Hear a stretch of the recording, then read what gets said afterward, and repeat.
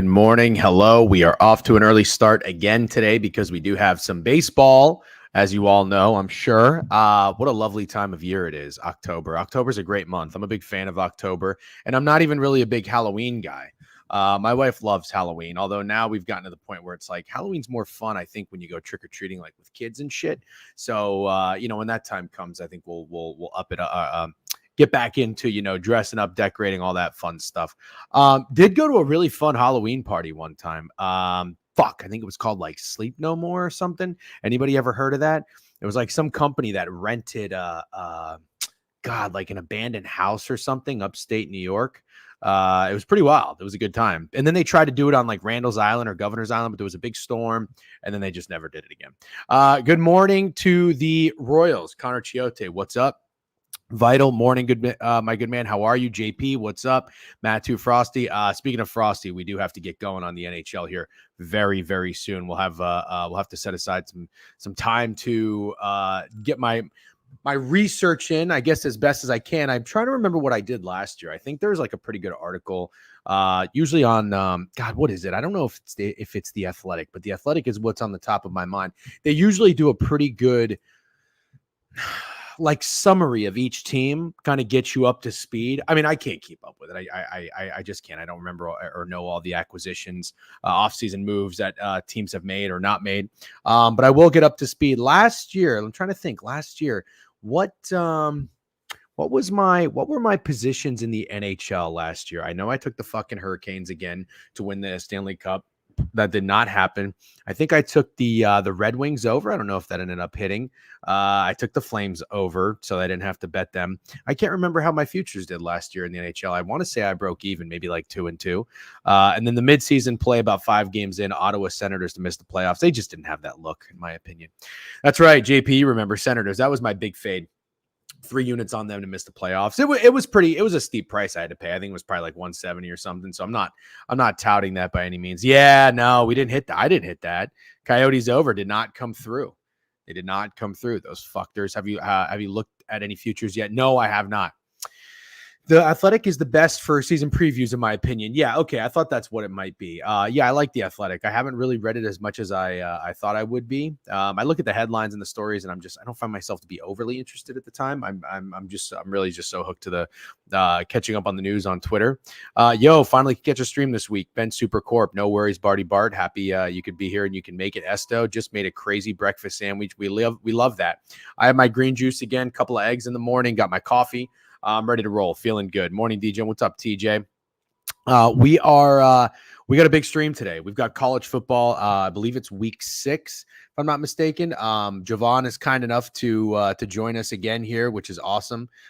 Steak and I to go through the board. Love having a third opinion on there. And shout out to Jovan for his newsletter pick. He featured a play right up. You saw it in the stream, his breakdown. It was very good, and he put it in the newsletter for us, and it came through by the hook. We love when that happens. If you're not already subscribed to the newsletter, bang, there's the website. Get there, subscribe for free on the homepage. And again, thank you to those who do pay and contribute. We really appreciate it. Good season so far.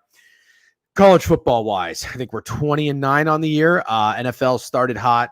Been a rough 2 weeks. I think we were 8-2 to start. Now we're 11-10, 3-8 in our last 2 weeks. Not good. Came through with a few nasty plays last week though. W Raiders. So guys, I did my research. I've done my research. I'm going to do the Degenerate Film Room again, and I got to tell you. Straight up, before we get into the board, I want to talk some baseball before we go into football, which we will touch on.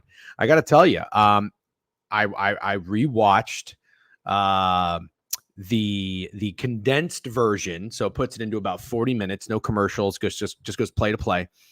Raiders, Browns, Broncos, Jets, and Jags, Texans. I have to tell you, there really weren't that many coaching blunders. There just weren't. Couple of questionable play calling decisions. I don't know if there were any that were enough to really harp on and break down and go too in depth. Really nothing from Kevin Stefanski, I got to tell you. And then not much. There was one in the Jets and there's one in the Jags. So I might just do a combination of those two. Steak, I see you're in here in the queue nice and early. You want to hop on? Okay, cool. What's up, man? Good morning. Good morning. How are we feeling? Doing great. You look sharp. Are you in like a different area of the office? No, I'm just like up against a different wall in the same exact office. Okay, W's looks good. I feel like you have maybe an additional chain that you're not usually wearing when I see you on here, or it's just not tucked in. Is that your everyday chain selection? I think these are everyday chains. One medium, one long. Okay, for some reason I feel like I only see the long one when you're on the stream. And do you have a Gator shirt on? Yeah, I don't know Wow. where. I don't know No, why. that's okay. I mean, you're hey, thick and thin, thick and thin. I'm tired of the thin, dude. I'm tired of the thin. All right. So, Steak, before we talk, I was actually just touching on how I was rewatching those games last night. I was texting you about it because it might lean into our NFL plays next week, which we seem to be pretty aligned on. But I'm trying to get a candidate for the DGen film room. You know, the people voted for Robert Salah. But for the most part, there was really just like some errors, maybe here and there on the play calling. I think that's Nathaniel Hackett. If I had to pinpoint somebody, maybe some issues on the Jags. I don't know if it's Peterson. I think it's Press Taylor. And then I don't know that I see much from the Browns because honestly, it's not even so much the play calling. They're just bad.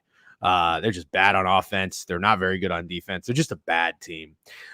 So anyways, did you saw Browns Amari Cooper 80-yard touchdown? I actually did see that. And I got to tell you, there were 4 to 5 throws that Deshaun Watson made where I'm like, damn, this motherfucker's a good quarterback. But then there's like 7 or 8 where he takes too long to process, makes some errors or you know, the play, everything just kind of collapses. And it's like, I don't know. He looks like he's really, really struggling. He's only started 16 games for the Browns. Isn't that crazy? Yeah, it is crazy. That wasn't his worst game by any means. No, it really wasn't. It really wasn't. I have to say, you know, I don't even know that like there was any particular player that played poorly. Like the offensive line was not good, but they're very injured. I'm just not. I don't see anything on their offense that intimidates me. Like No Njoku is huge. Jerome Ford is serviceable. The biggest takeaway in that game, I know. Yeah, like serviceable is actually being getting debatable. He's pretty bad. He's pretty bad. The only thing I will say, and honestly, Amari Cooper is like fine, but he's not like top 10, top 12 wide receiver nowadays. He might be in the bottom of wide receiver ones, honestly, at this point. I think I'm starting to come around and agreeing with you there. He's like slow. And then Jerry Jeudy, I don't know, for whatever reason, it feels like Watson forces it to Jerry Jeudy way more than Amari Cooper. And I'm just not a Jerry Jeudy guy. Anyways, we don't have to talk about the Browns. I see the room is full. We've got 71 in here on Twitch, nice and early, 10:13 a.m. Steak, we love Wednesdays, college football. Jovan will be with us a little bit later. We'll go through the board. But first, I wanted to start early and talk some MLB postseason. So nice day yesterday. I saw you almost had the sweep. You went 3-1. The Braves did not come through, which I almost played the Braves because I got to tell you, there has been nothing but Padres love. But your takeaway. So I remember I was a little bit more tapped into baseball, obviously, in the summer and with July and August. And as people were placing their futures on the Padres at a really good number, maybe 40-1. I don't know. Don't quote me on that. But I never was against it. I'm pro Padres, to be honest with you. I'm good. I like their pitching staff. I love that they got Jason Adam from the Rays. I like their hitters. This was a team I liked when Soto got traded because you kind of think about it of like the Chiefs when Tyreek Hill gets traded. Now it's like, okay, they're a little bit slept on. I feel like Mahomes and the Chiefs were slept on. And I'm not saying anyone on that team is Mahomes. Do you think that they might actually just have it this year, or are you going to go back to fading them today? I haven't gotten there yet. It's actually the only game I didn't like. I went in and placed all my bets today, and I'm like, you know what? I'm going to wait for the Braves-Padres game and just see how the day plays out. I think they have this series for sure. Do I think they're to have what it takes to beat the Phillies? Not really, if I'm being honest. That's nice number, AJ, by the way. YouTube gang. Yeah, I'm a little uncomfortable when it comes to, I mean, I can't jump in on the Padres train now. It's obviously way too late. I thought about getting involved with the Phillies. I was chatting with Cam and Ollie in the group chat on Twitter. And I was like, yeah, you know what? I'm down with the Phillies. But that was literally before the Mets-Braves game 1. And then I was like, fuck that. Mets are fun. I can go to the games. Team of Destiny. I bought in. Do you think it might be sneakily the Phillies year? I feel like nobody's really talking about them. I don't know how sneakily it is. They're plus 200 to win the NL, right? Oh, Jesus. Okay. So it's I wouldn't call it sneaky, but can the Mets play the Phillies in the NLCS or would they play in the NLDS? You're asking the wrong guy for that. Maybe Jovan or somebody in the chat. I got Padres 50-1 World Series winner when they were 6 games under 500. Long way to go. Nice. I'm a Mets fan. Fuck the Padres. Yeah, there'll be some revenge because I think the Padres played the Mets last year. Fat Girls is bitching already. Can you highlight my nugget? What is your nugget? No, is this you can't, Fat Girls. The Bucks on Thursday night. What's the skull? What is that what he wants me to highlight? Yeah, that's what he wants you to highlight. That's stupid. I don't highlight this, Fat Girls. Yeah, Fat Girls, fucking Kirk Cousins slurper. What an asshole. Okay, so let's talk about these games real quick, Steak. I want to get your quick thoughts. We're no baseball savants, but it's still worth touching on. I made one play yesterday. I went with the over in the Tigers Astros. I loved it after the third inning. Or second inning, I think it was 3-0. Fromber disaster class, but Scooball is that fucking dude. Nice job. I didn't squad ride that with you guys. Scooball and CJ Stroud. I just have FOMO watching all my boys eat at the table. Astros are minus, let's see, they're minus 180, up from 165, and the total is 7.5. Looks like the juice is pretty flat. Do you think the Tigers sweep them and get the job done today? I think that the Royals or the Tigers win today. Okay. And since they're both plus money, I took both. I think one of them is going to win, and I'll be up like a little bit of money. I don't think they both win. Obviously, that would be awesome. I think I'm leaning towards the Tigers more than the. No. You were gonna say Royals, and then you. No, just I wasn't. yourself. I wasn't gonna say that. I don't think the Orioles could possibly lose another postseason game. I actually think the Orioles should probably win today. Oh God, it's my guy Zach Eflin against Seth Lugo. Kind of like the over in that game. We'll talk about it later. All right, so you're leaning Tigers. I think. Can anybody in chat? Sick money, you're in here. The Astros not starting Kikuchi is crazy. Yeah, they're going Hunter Brown, which is really interesting. Kikuchi, I think, has been awesome since he got traded. And Too Frosty says both. If you faded Scooball, delete your sports book. Yep. The Orioles are the great. Oh, stop that. Orioles pitching is so brutal. Scooball is an absolute wagon. Hunter Brown, I think the Tigers are on a bullpen day. Is that right? Going to be ready in the bullpen, they said. Gotcha. Tigers going to get their best hitters in the lineup versus a righty today. Gotcha. Okay. Total 7.5. I can't get involved with this game. I did a fun parlay, just took every dog, but it's absolutely not hitting, but it would be amazing if it did. And then the Orioles, Seth Lugo against Eflin, as I just mentioned. I kind of like some runs in this game after 1-0 yesterday. Got to give it to Corbin Burns. He's a fucking dog. And our guy on the other side, Raggins, too. I think we see some runs. 7.5. The over was minus 115. Looks like the under's now juiced. The Orioles are minus 150, 155 to not get swept at home. God damn, that just doesn't really seem steep enough. But the Royals do have to get some respect. I get it. How has Seth Lugo been pitching? Does anybody? I'm not asking you directly. I'm asking the chat. I'm gonna pull up Zach Eflin and Seth Lugo. See how they've been pitching. Let's see here. So last time out for Lugo, these are his performances. The Braves, he only pitched 2 innings, 1 hit, 0 earned runs, 7 innings against the Giants on September 22nd. That looks like his last complete game. 7 innings, 3 hits, 2 earned runs, 5 strikeouts. I mean, as far as earned runs go, he's been pretty good, except Detroit was the only team that knocked him up. And then Eflin, on the other hand, let's see what Eflin's been up to. I mean, solid. If your starting pitcher, well, he didn't really go very long, but that is the Yankees. We'll give him some credit there. If your pitcher is giving you less than 3 earned runs every time he goes out, Eflin's just a fucking dog. I love Eflin. I respect Eflin, but I think we get some runs today. Lugo was lights out in the WBC and for the Mets 2015. Yep, hilarious. Seth Lugo has been nowhere near as good as he was the first 2/3 of the season. 7 lefties in the Orioles lineup. They might rinse him, to be honest. Fuck. I got you, bro. As the Orioles, you just have to be so deflated if you bring in Corbin Burns to do exactly what he did yesterday. He pitched into the 9th inning, and he still loses the game. Like, that's fucking brutal. Absolutely brutal. I don't know. I'm kind of thinking the Royals close this out today. All right, so you're thinking Royals and Tigers. I really am. Okay, so the first 2 legs of my parlay are green. Cash them. Love that. Lugo is just a guy you can't fade or back. Been getting burned trying to get involved in games he's pitching. Orioles got swept last year. They won't let it happen again. JJ Miles, I heard an interesting stat on Pardon My Take. The Orioles have lost 9 straight postseason games. So let me tell you, it can definitely happen. Nah, but they won't let it happen for a 10th time. By the way, just a quick note to idiot bozo Greg. I know he's not here, nor is he listening, but he loves to bitch about the Rays having a half-empty stadium on a Tuesday playoff game in the afternoon. He loves to bitch about the Rays not winning playoff games. I saw that Houston Astros Stadium was half empty yesterday on a Tuesday afternoon. And then the Orioles have lost 9 straight postseason games. You don't hear a peep out of him because he is just a total dirtbag. So anyways, we'll keep moving. Greg. Yeah, fuck Greg. Next 2 games, Manaea and Montas, Frankie Montas, Brewers and Mets. I got to tell you, I mean, you're cool with the Mets, right? I love the Mets. Okay, just making sure, because I know obviously you're a Yankees investor and you don't have a dog in the fight. I have a Yankees-Mets World Series ticket. What are the odds on that? I have to double check. It was at the beginning of the season. That's very fun. Yeah.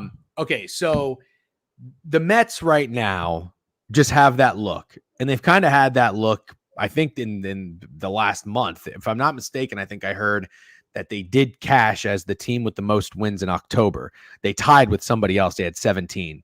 The Tigers. The Tigers and the Mets had the most wins in October. So anyways, Manaea's going. He's been awesome. What a pickup for them this year.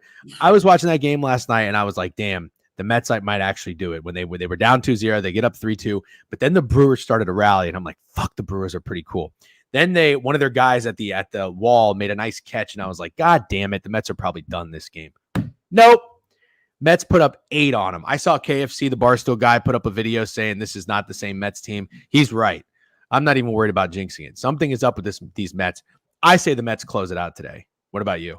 I say they close it out today too, but I like the bet I like most is the under. Oh, okay. Frankie Montas and I like the under. Is that because it's the only game that went over yesterday? No, but I do think you're not going to get that type of offensive performance from the Mets again. Fair enough.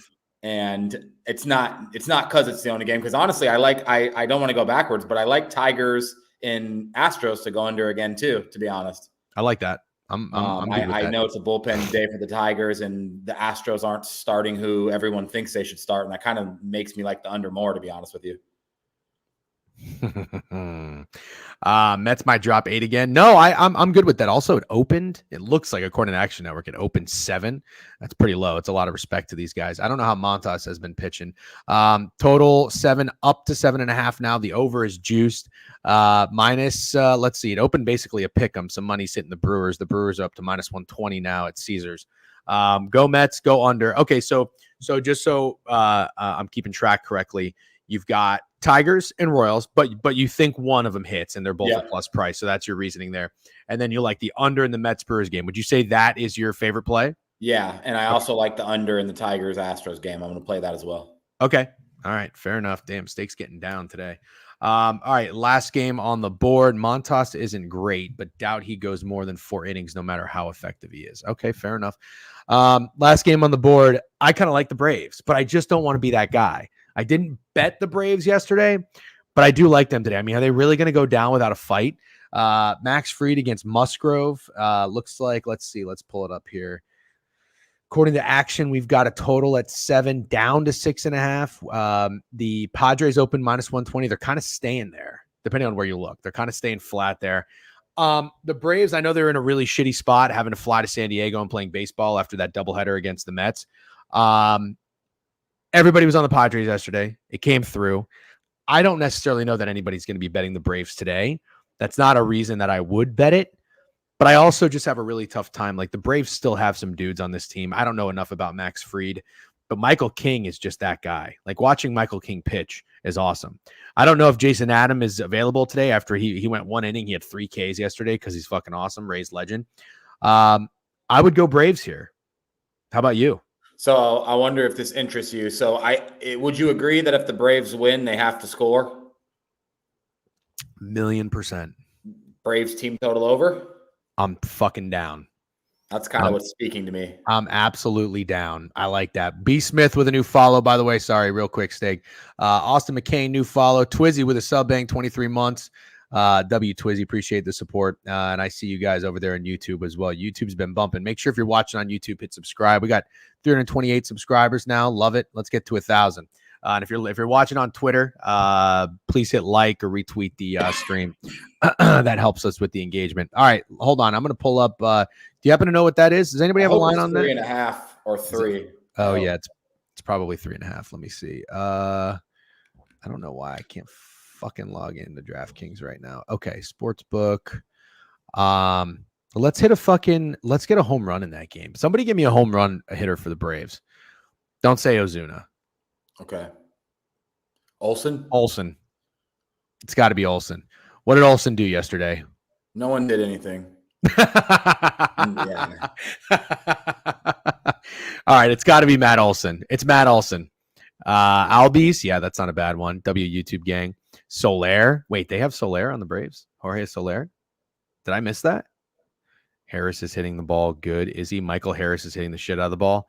Yeah, dude, Braves team total over. I might go 2 units on this play. Hold on. Let me just pull it up real quick. Let's get to DraftKings. And I want to go to batter props. All right. Home run. Will either player hit a home run? What the fuck is this? This is so stupid. I don't know why they're showing it like this. All right, here we go. Hits, total bases. DraftKings is killing me right now. Runs. All right, I'm out on DraftKings. Can somebody get me a line? Take Matt Olson. Look up Hard Rock? Yeah, see what Hard Rock's got. They always have trash odds, but I'll still check. Walks. I don't know what's going on. Why DraftKings looks so weird right now. All I see are hits. Braves. Player props. I got home runs right here. Okay. Oh, they're doing it so weird. You know what's weird? I actually don't have home runs. There it is. Matt Olson plus 425 on Hard Rock. It looks like this right now, though. It looks so weird. Matt Olson is plus what? 425, and Soler is plus 350. But Soler was a deadline-ish acquisition. Sean fucking Murphy goes deep. He's plus 450. Roman Laureano, who I don't know. I don't have a clue who that is. How was Belize steak? FanDuel is 3.5 over plus 120. I'm taking it. That would be the move. Yeah. I'm actually going to put it in right now. Are we squad riding that? Yeah, absolutely. I'll put and we squad rided the Royals to win this series, did we not? Yep. You took it. Of course, absolutely. Okay, because I sent my screenshot in the group chat and I didn't hear any response. Oh, I thought we agreed. I don't ever send tickets in the group chat. I know you don't need to validate, but I just, I don't even know if like you hearted it or anything. All right. Oh, you know what I like? You know what I like for team total? I mean, for team totals, I like Fanatics and I also like BetMGM. I like them a little bit more than FanDuel. Oh, wait, I have time. This game's not till 2:30. All right, I'm going to take Matt Olson, home run. You're going to take Soler? No, I think I'm going to join you in Matt Olson. That sounds fun. Okay. I'm going to go Matt Olson. I'm going to go Matt Olson total bases, and then I'm going to go Atlanta Braves over. All right. That's talking baseball with the degenerate guys who have not been paying attention to baseball for the last month and a half. So I hope you enjoyed that. Just to recap, go Tigers, go Royals, go Mets, but not so confident in the Mets, like the under pitching duel. And then Atlanta, team total over. All right. Good luck, everybody. 2.5 team total for the first 7 innings. I like cuts out Padres elite bullpen. You like that? Is that what you're shaking your head? I don't want to change our bet, but that makes perfect sense. Wait, but hold on. But didn't the Padres just use like some of their top guys last night? Where the fuck is Phil Zutley? Can Phil Zutley come in here? Can somebody who knows baseball come in here? Well, Jovan's about to be on. Oh yeah, that is true. Jovan is about to be on. Hold on, I'm going to go to this game real quick. San Diego. So yesterday's game, they won 4-0. Yep. They used everyone on Monday. Okay. Monday is a weird way to say yesterday. I think the bullpen's fine. I don't think you know that. All right, hold on. This is important. Adam is a dog. 1 inning, 3 strikeouts. Insane. Is Suarez their guy? King went 7. I know that. Kind of punted yesterday because they didn't score. The BP is totally fine. Okay. They used their closer and Adam. All right. Okay. Suarez is the closer. King just went 7 innings. Don't think they had to use too much. Fair enough. Okay. Good. I think we're good. All right. Let's go. Let's talk college football. Steak, we have not really hashed out where we're at in this weekend slate, but we've been having some pretty good reads. Last weekend, I think we went 5-2. Shout out to you for UNC, and we got WCLV, which really mattered, +2.5, and they lose by 1. We love that. It's Wednesday, my guy. Oh wait, is today Wednesday? Today is Wednesday. Oh, sorry about that. Okay. Wait a minute. So they used everyone on Monday. The Padres played on Monday. Is that what you're telling me? UNC is dead to me. Yeah, sorry about that. King of the Hill is unbelievably hard nickname, by the way. Just go to the over 6.5. Braves pen is tax. No, thank you. Okay. Yeah, they didn't play on Monday. That's really confusing. DJ, and please tell me what you think about Arkansas +13.5. Legion, we're going to tell you about every single game. Yeah, that was confusing. Thank you. So my brain is in a pretzel for good reason on that. There's a Thursday night game, Steak. Oh, fuck. There's 2 Thursday night games. We've got Texas State and Troy, Sam Houston State and UTEP. This is the entire state of Texas is playing college football on Thursday. I don't know what Prime is going to do with himself. This is interesting because Texas State is a team that you identified and called out very well, being hype and trendy. And I think you played Arizona State when they beat Texas State. Have you gotten involved with the Texas State game outside of that this season? You haven't? Think so. No, I do not think so. You have gotten involved with the Troy game. Plenty. Troy's fucking terrible. Yeah, Troy's terrible. So you talked me off, and thank you for this. I think Jovan also added to it. You talked me off of not betting on Troy when I thought it was a contrarian spot against Memphis. Yeah, I think it was like the look ahead before FSU maybe or something like that. And I was like, ooh, let's get nasty. You said Troy is actually really bad. Don't do it. And thankfully you saved me a unit. Total at 57. Do you have any desire to get in on this game? No, but Troy, I think for some reason gets line respect because when you think of Troy, you think of tough, strong, mid-major football program. But like I've said, every time we've done these streams on Wednesday, they're fucking dog shit. They're so bad. It's got to be one of their worst teams they've ever had. Okay. So with that said, Texas State first half or just don't touch it? I'd probably say I don't think I want to touch it because you want to talk about bait. -13 feels like bait to me. So you look at that and you immediately think like, oh, this Texas State offense should cover 2 touchdowns against this awful Troy team. I think that's what everybody's thinking. Like, I bet if you look up the splits, it's mostly Texas State. Yeah, you're probably right. Okay. Oh, you know what? I probably should get that tab up too. Jovan is in and nice and early. W's. Jovan, good morning. How are you? Doing great. How are you guys? Doing good, man. We just got started with college football and realized that the entire state of Texas is playing on Thursday night. Friday I too. know. What's it? Friday too? Houston, TCU. Oh my God. Yeah. Houston, or the high school football games in Texas are in shambles. Do you have, we were just talking about Texas State and Troy. Steak was talking about Troy being absolutely terrible and not really having a desire to get involved with this game. But good morning. Thank you for joining us. I know it's early. Did you update the jerseys behind your wall? It doesn't really look like you did. No, I think I forgot to get the graphic this week. But okay. I didn't know. Sorsby's on it, so I feel like I wasn't running to the counter to get a new one because he deserves to be there. Yep. Yeah, he did. They came through Cincinnati. We shouted out your play in the newsletter. Thank you for that. +3.5 with Cincy on the road. Tough we couldn't get the outright win, but Texas Tech has got some fucking serious dog in them. We'll get to that later. All right, so total 57, nothing for this game on Thursday. Sam Houston State, UTEP. We don't have to spend a lot of time on this. Do you guys have any thoughts on that? Feels like one of the dogs covers, and I definitely more so lean Troy. Oof. Is that just because they're nastier? No, not really. I just think Texas State to this point it's gotten a little overrated. I feel like the spreads are inflated almost every week. I like Texas State, but I don't think they're nearly as good as people make them out to be if you've actually watched them play. Right. Okay. Jacksonville State, Kennesaw State on Friday night. No, thank you. Houston and TCU. Do we get a little bounce back at home from TCU in this spot? I'm going to see real quick before we talk about this game what the line looks like here. I don't know if that 19.5 opener is accurate, but that is a lot of respect. Down to 15.5 or 16.5. Total is up from 50.5 to 51.5. We talked about Houston being pretty rat shit. Let's see if they've done anything different since then. Shut out the last 2 games. Oh my God, they are bad. Is this setting up to be a dog walk for TCU after blowing it in front of the home fans their last game?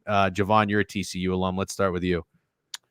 I don't really know, but I'll tell you what I'll be on specifically. I don't know if I can trust TCU, but I will be on Houston team total over after getting shut out 2 games in a row. Not just for the purpose of that, but the 2 teams that they got shut out by are Cincy and Iowa State. You know what those 2 teams there, or what they did to shut them down?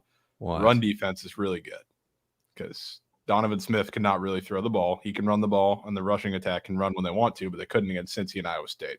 They're going to do whatever the fuck they want against TCU. So, I mean, Donovan Smith, once his rushing yards come up, probably keep a tab on that for Friday night, but I think they're going to move the ball with ease in comparison to the last 2 games.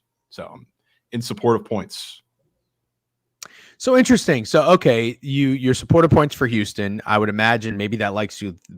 Maybe you would like the over in the game, but if there's success running the football, that means the clock's running too. So I was going to ask if you would lean under in the game.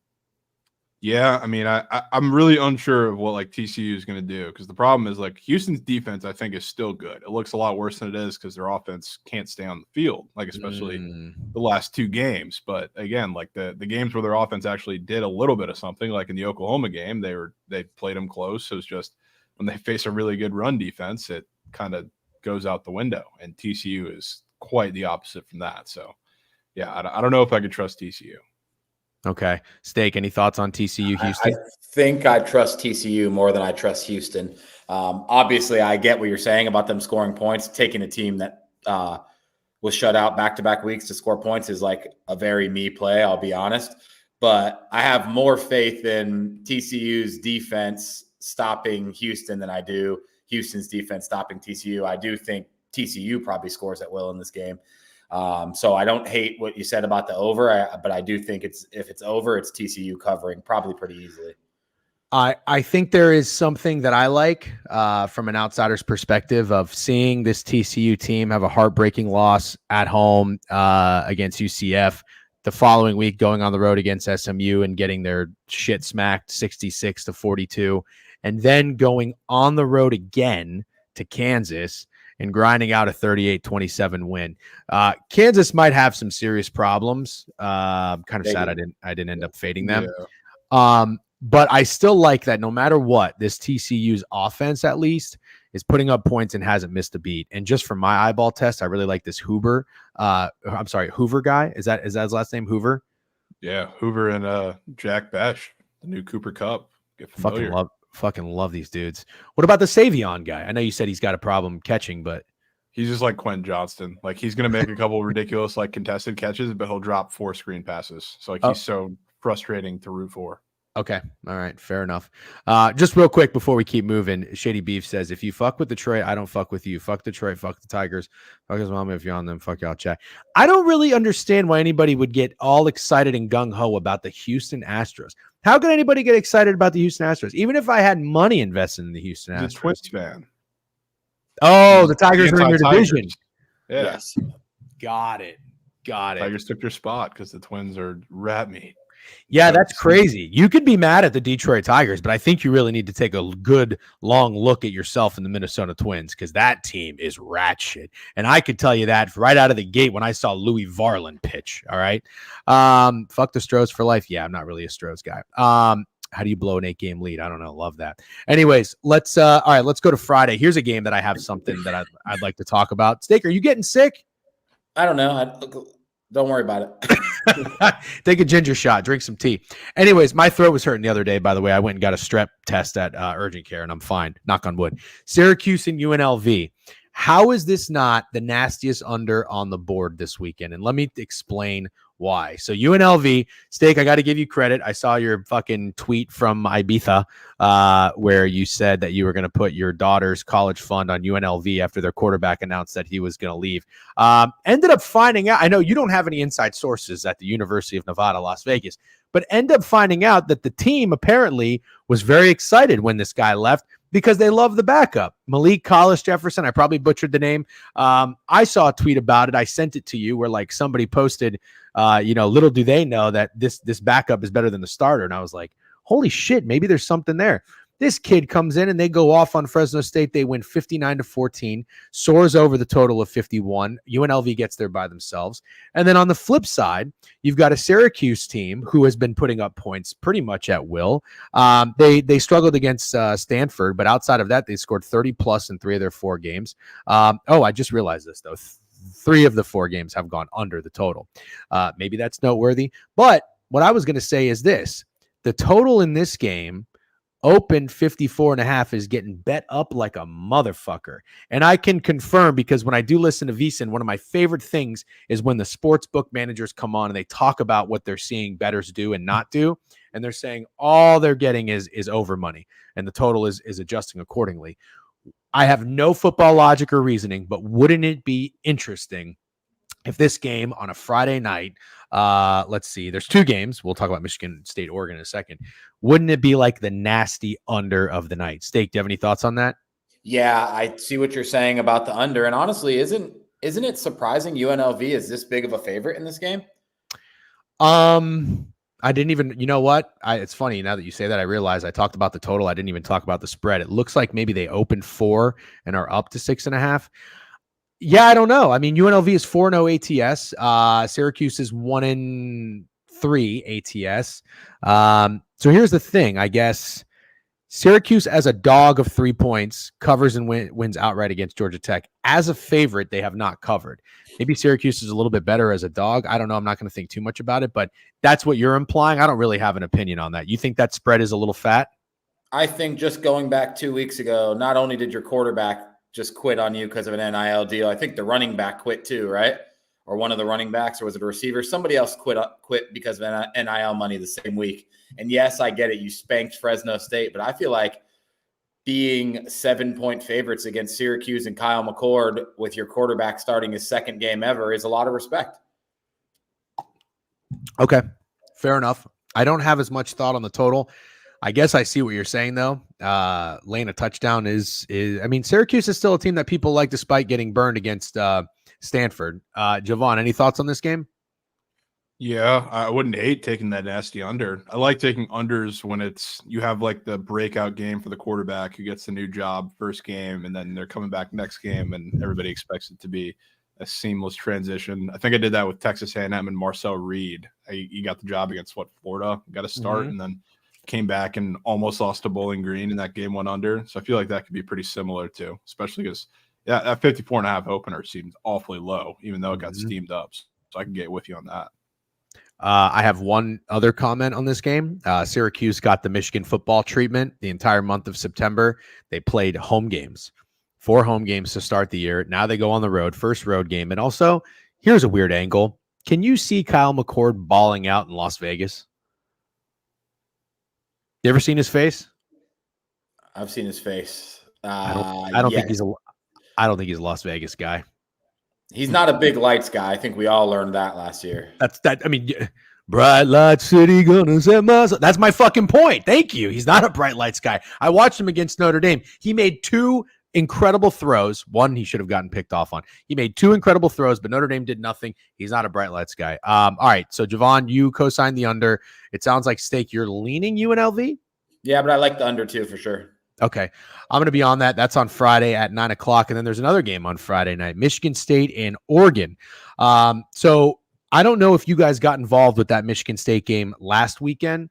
I ended up playing the under, and it got there, thankfully, but Ohio State was certainly on a mission to fucking get over themselves. The number in this one, let's see, Oregon's down from 26.5 to 24. Interesting.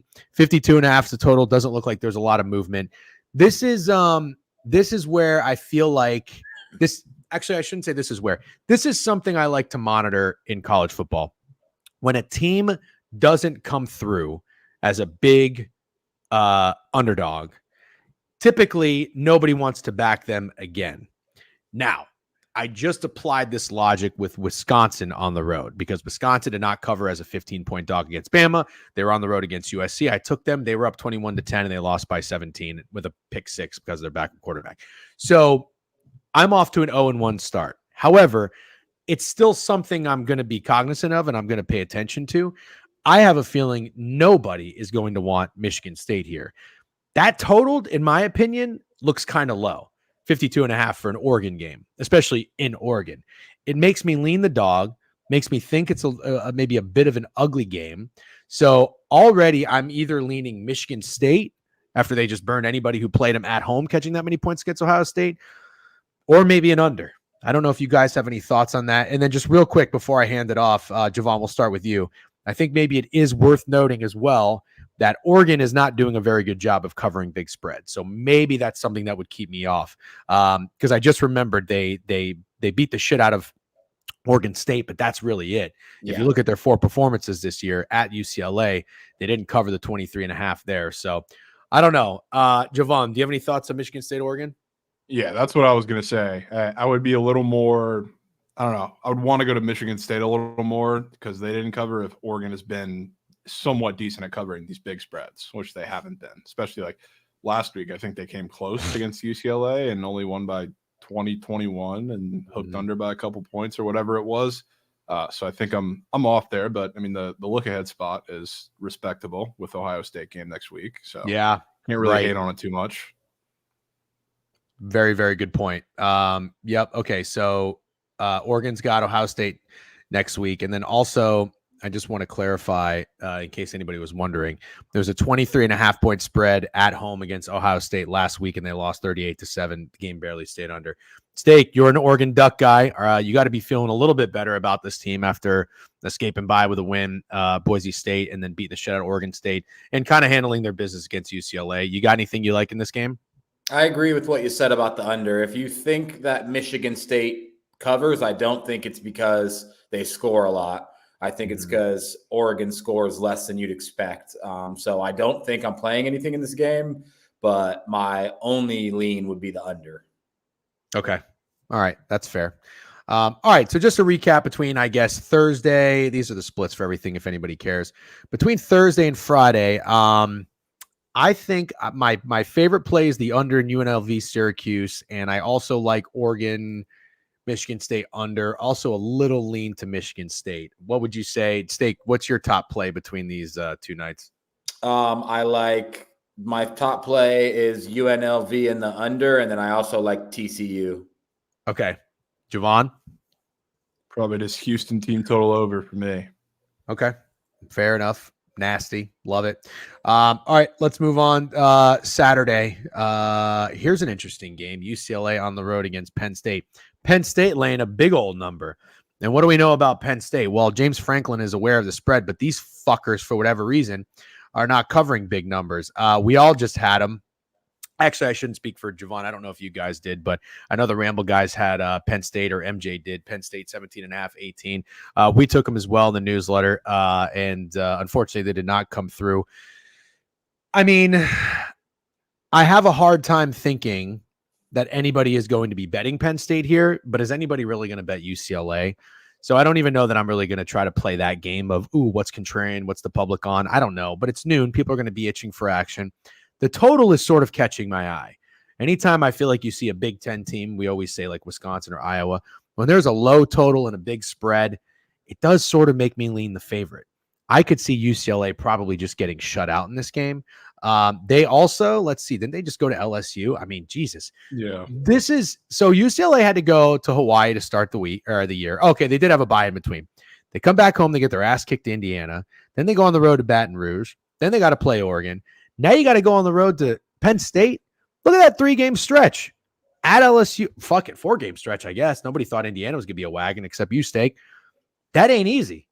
I'm calling UCLA shutout here. Steak, any thoughts on this? They covered against LSU and they covered against Oregon. So they are covering the big spreads. And I like Penn State to cover this way more than I like Oregon to cover against Michigan State. I kind of think those go 1-1. I would definitely lean Penn State, but I agree with what you said. And maybe UCLA team total under is a good look. But either way, I'm backing Penn State some way.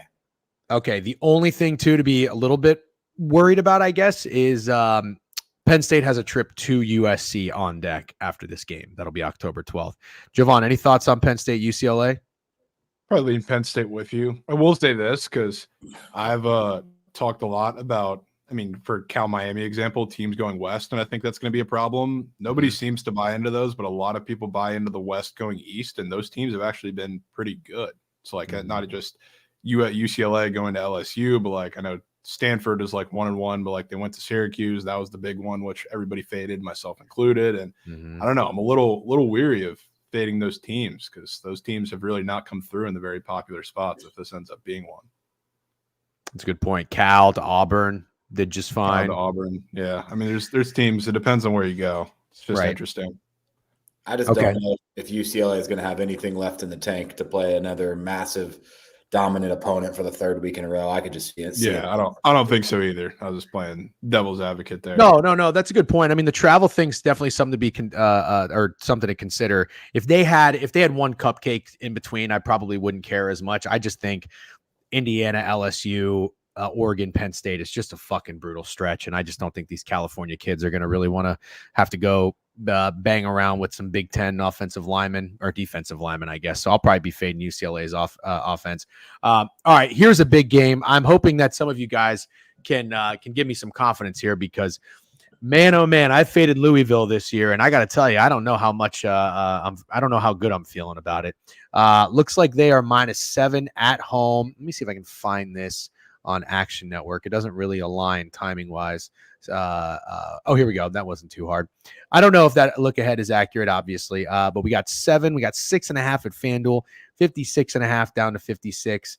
I am really hoping Louisville drops some games because even though I think for the most part Notre Dame kind of had that game in control, at least for the scoreboard, I never felt comfortable really because Louisville, I liked the way their offense was running. I liked their play calls. I liked Tyler Shue made some fucking throws. I thought he made the throw of the year.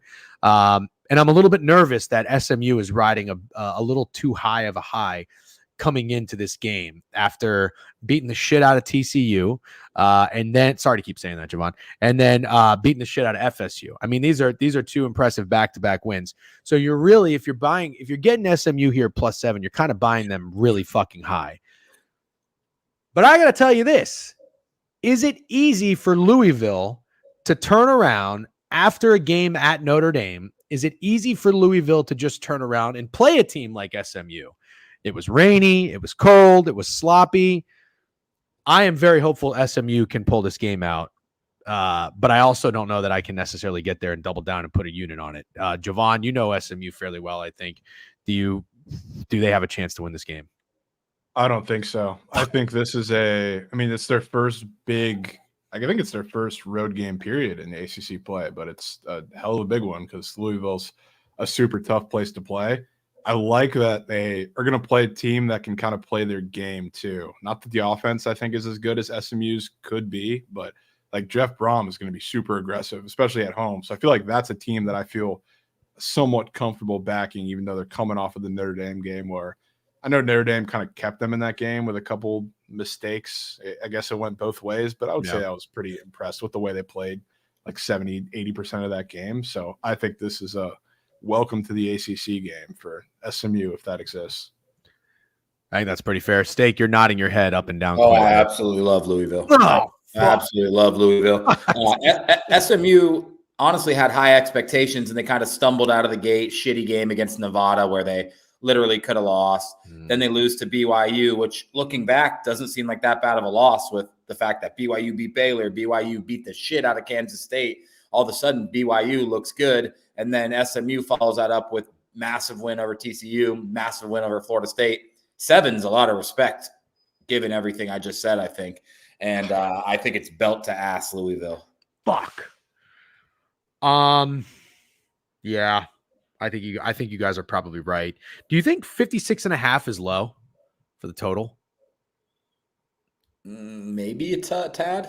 Given how SMU's offense has been scoring and Louisville is capable of putting up points. I was pretty impressed with Shue for the most part. I mean, he made some throws. against a really good Notre Dame defense. So, yeah, that sucks. Okay, Louisville's probably going. I almost would say that total is kind of high. I know it's been 56.5 is high because like the TCU game was 58.5. They scored 100 points. Yeah. So, I mean, I know there's going to be a little bit of an adjustment, I guess, since then, but putting Louisville at the same standard, especially when Louisville is a touchdown favorite, feels a little telling. Because I would think, like, me personally, if you're going to have Louisville as like this dominant favorite on paper, at least, then maybe you'd lean on Kevin Jennings and SMU not scoring first game on the road. This kind of feels, I know it's not a huge favorite, but kind of like Iowa State signals to me in that Arkansas State game where Louisville is going to score a ton of points. Yeah. Home games this year at Louisville, 55.5, and 56. So it's kind of just right on par. But I don't know, man. That SMU offense has just been fucking rolling. I thought it would be maybe 2 to 3 points higher. It wouldn't have shocked me to see a 59. Initially leaned Louisville, but SMU might be that team. Ramble, I am hoping that they are that team. Certainly don't feel good about it. Would be surprised if people fade SMU coming off 42 to 66-point performances. Spread seems a lot. Yeah, I agree with you guys. All right, I'm not going to touch it. I'm out, and I'm just going to hope for the best. And if SMU can be that team, as Ramble said. Thank you, by the way, everybody that's tuning in right now. I see we got 123 on Twitch, a lot of eyeballs on Twitter and on YouTube.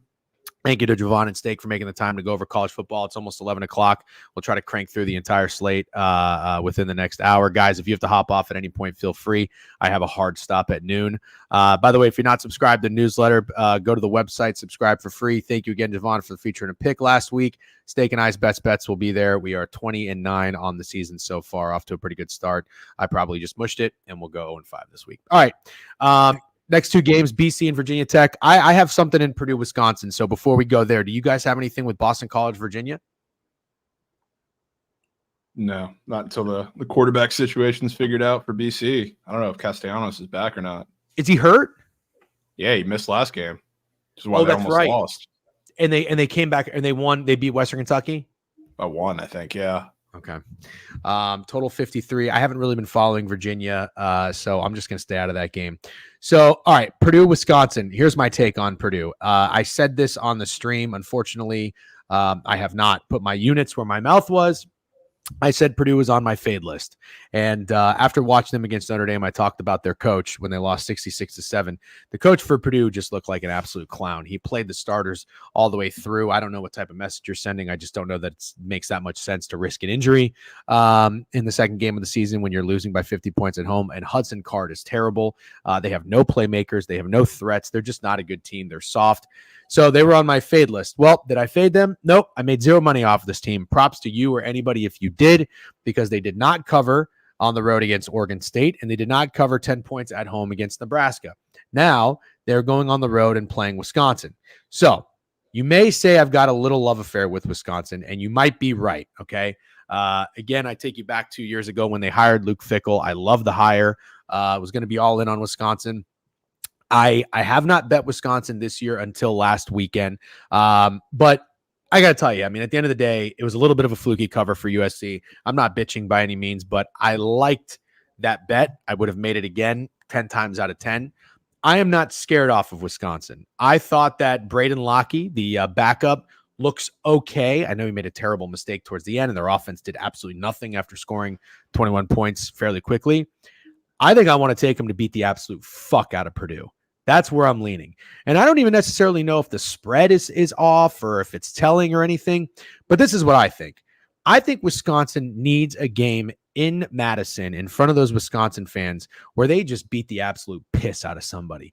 And I don't think that there's any better opponent to do that against than a in-conference team like Purdue, who just flat out sucks. I think Purdue sucks. I think they're soft. I think Wisconsin is going to win this game like 35-0. So I think I love Wisconsin, and I don't even think I'm going to get cute with a team total or anything like that. I think I just want Wisconsin minus 14. Steak, I think I saw Wisconsin make your lean tweet. Did they? And if they did, are you in on them? I see what you're saying. I do think Purdue's terrible. They didn't play awful defensively last week. I think that should be mentioned. They held Nebraska out a lot, but their offense is terrible. Wisconsin, I just got to think if this Wisconsin team with their backup quarterback that's really showed very little this year is a 14-point favorite against anyone, albeit Purdue, who's been awful. I just think there's a reason for that. So I definitely can't talk you off of thinking Wisconsin probably smashes in this game. Purdue is really bad. They're terrible. And I don't know if this has just been bet up or if it's an adjustment. 9.5 would be a little baitish in my opinion. 46.5 is staying at 45.5. I don't really think Purdue does anything offensively. I just don't think they're good on offense or they're capable. It's not really nothing to do about Wisconsin's defense, but yeah, I think you make a fair point. It's a big spread. It's a big number. I have not had a lot of luck with big favorites, so I am trying to avoid them, but this might be a tough one to avoid. Jovan, any thoughts on Purdue, Wisconsin? I will be betting Purdue probably once and one time only this season, and that's the Oregon Friday night game. So I will not be betting them here. But I thought you were going to say this week. I know. Yeah, not this week. But I will say, I mean, they did just fire their OC, so maybe that is something to do. I don't know that. Hudson Card, but maybe that's a narrative for you. If they fired their coach, we'd be all in. I don't know if the OC gets it done for me. Yeah. Oh no. Well, I don't like it. Highlight the other comment. He's only ever coached or been an OC in high school. Thing is, I don't know if you can get any worse, though, which it's not really – the play calling is not the biggest issue. Hudson Card's the biggest issue, but maybe something to shake it up and make it a little less predictable. I think if you lose your bet because offensive coordinator with only high school experience comes in and makes Hudson Card look good, you just take it. You just take it. Okay. All right. Fuck. I don't really like that. It changes things a little bit. It gives teams a spark. It's kind of like a goalie change. I don't know how much worse they can get either, but yeah, I think you're right. All right. We don't have to spend much more time on that game. We're still on the noon slate here. Steak, again, thank you. UNC. That was pretty nasty. Got the CLV on that one, plus 2.5. Now they're a 3-point dog at home against Pitt. Pitt is 4-0 ATS. Shout out to Pitt, man. I bet on Pitt last year. Over their win total. They were absolutely fucking terrible. This year, Pat Narduzzi's coaching for his job, and I got to tell you, this guy that they have as quarterback, I think he was a Bama transfer. He's been awesome. I don't really want to fade Pitt. I'll just leave it at that. I don't really want to fade Pitt. 3 on the road, 64.5 seems really high. That Duke UNC game was 21-20. But the last time a game was played in UNC, James Madison put up 70. So you got any thoughts on Pitt UNC, Steak? Yeah. Oh boy. UNC covered 2.5, but they absolutely blew the game against Duke. They should have won. I know they closed at like +1. Some people had a money line, so some people got fucked in that game. That's like one of the only times this season we've gotten WCLV. Mm-hmm. But I do not believe anybody wants UNC here still. If I'm not mistaken, they were either up 20-3 or 20-7 against Duke, something like that. I think they might have been up 20 points against Duke. I don't remember exactly how it broke down. It was 20-0. 20-0. Yeah. And they lost 21-20? Yes. I mean, who the fuck's backing them again? I don't even think you can say like, oh, UNC covered 2.5. Like, no one's looking at the game like that. They're seeing that they blew a 20-0 lead to Duke after getting absolutely shithoused at home by James Madison. And I think UNC's gross here, man. I don't think anybody could do it. And I think that might mean I have to do it. Kind of see where your head's at. Jovan, are you backing UNC or are you staying off this game? I'm probably going to stay off this game, but I definitely think UNC is the play. It's also all of these, I don't know, I've looked at like the most obvious 60-ish totals every single week. I mean, those have been cake. And I'll be first to say hand up that I've been involved in quite a few of them. So I'm looking at the 64.5, which has been a very common cake number that I've been looking at. And I don't know how this game goes under, and it'll probably find a way to. That for me tells me that, especially with what I think is a little short of a line on the UNC side, that Omari and Hampton is going to have a field day and that clock's going to tick. I don't disagree at all. Okay. Hold on one second. My team member. Okay. Just had to confirm something. Okay. Steak, sounds like UNC is going to be an official play for you. Yeah. Okay. NC State, Wake Forest. Guys, come on. We need, I think we're all in on NC State win total, or maybe we're not. Maybe I'm the only idiot getting duped with the Grayson Call news, but 5.5. They're 0-5 ATS. Wake Forest isn't really much better. I haven't seen Wake Forest do anything this season. Oh my God, they're bad. Really bad. Oh boy. Okay, well, now I have to ask this. Is NC State minus 5.5 a short line or the right line? They were just 7.5 against Northern Illinois. Almost lost that game. Failed to cover. Jovan, anything on Wake Forest, North Carolina State? I think it's right. While we're talking about the totals in this game, you have the very obvious over, I think, going at the same time-ish with that UNC game, and then Sure. a little lower one here. I wouldn't mind taking this over. This is like a not Texas A&M. Whoever Florida was playing, that was dog shit. Mississippi State. That was Mississippi State. Mississippi State. I feel like this game is like the ACC version of that game, where we're just going to see really bad defense, a lot of points, moving the ball with ease, especially with a couple offenses that haven't been able to run the ball very well. Okay, I don't hate that. Wake Forest is coming off a game that had 79 points in it. But NC State was 24-17. That went under 46.5. So now we've got a total 8 points higher. Don't mind that. Steak, you good with that? I'm assuming you don't really have much on this. I don't know, Ramble. I think NC State's been really bad. They almost lost to Western Carolina. They almost lost to Northern Illinois. I don't know, man. I just think they've been horrible. It wasn't like they were close in the Tennessee game, but I initially thought, wow, NC State being minus 5.5 against anybody in the ACC shocks me because of how bad they've been. But then you have to look and see how bad Wake Forest has been, especially last week. I don't think I could bet a side in this game, to be honest at all. I see Jovan's point about the over, but I don't think I could bet a side in this game. Ramble, I think NC State was life and death week 1 with Western Carolina, life and death with Louisiana Tech. They were tied or trailing in the fourth quarter in both those games. Yeah, and then they lost 51-10 against Tennessee and 59-35 against Clemson. I think they have been bad. Just making sure. Just lost to ULL. Yeah, but they lost by 3. I don't know that that's that. That's a horrible loss too. That's a bad loss too. But it's also not like they were a 1,000,000-point favorites. Like that line was 3. Sure. Yeah, so they're not getting any respect either. All right. UMass and NIU. I got nothing on this game. Missouri and Texas A&M. This is an interesting one. Do you guys have anything on Texas A&M? -2 against Missouri. I think we were all on the Aggies last week. -4 up to 5.5. That was LCLV because I think they won by 4. We didn't get the cover there. Is the right team favored? Steak, you're a Missouri guy. I guess we'll lead it off with you. Missouri just had a big scare last week, didn't they? That's right. They went into overtime. Scare every week. They haven't been good. Hindsight, could that have been a look-ahead spot with a big game to A&M? Let me get this out of here. With a big game to A&M on deck, and if it was, I like to back the team that almost lost in a look-ahead spot. +2 on the road against the Aggies. What do you think? So I think one of my better calls of the year was when everybody liked the Aggies week 1 against Notre Dame, and I started telling you, like, this is the fakest sharp shit I've ever seen. Yep. Everybody's acting like they're being a sharp, but somehow everybody's on Texas A&M, yet they're all sharp, and they got burned. Obviously, Notre Dame won outright, and I think people love betting the Aggies in College Station. No matter how bad the Aggies are every year, people love betting them. With that being said, tough to see them in pretty much the same exact spot because Notre Dame was a team that a lot of people have going to the playoff. Missouri's another team that a lot of people have going to the playoff. Outside chance to win the SEC. Luther Burden, one of the best players in the country. And it's a very similar spot. I don't know that A&M is going to get up to -3 or -3.5 like they did against Notre Dame.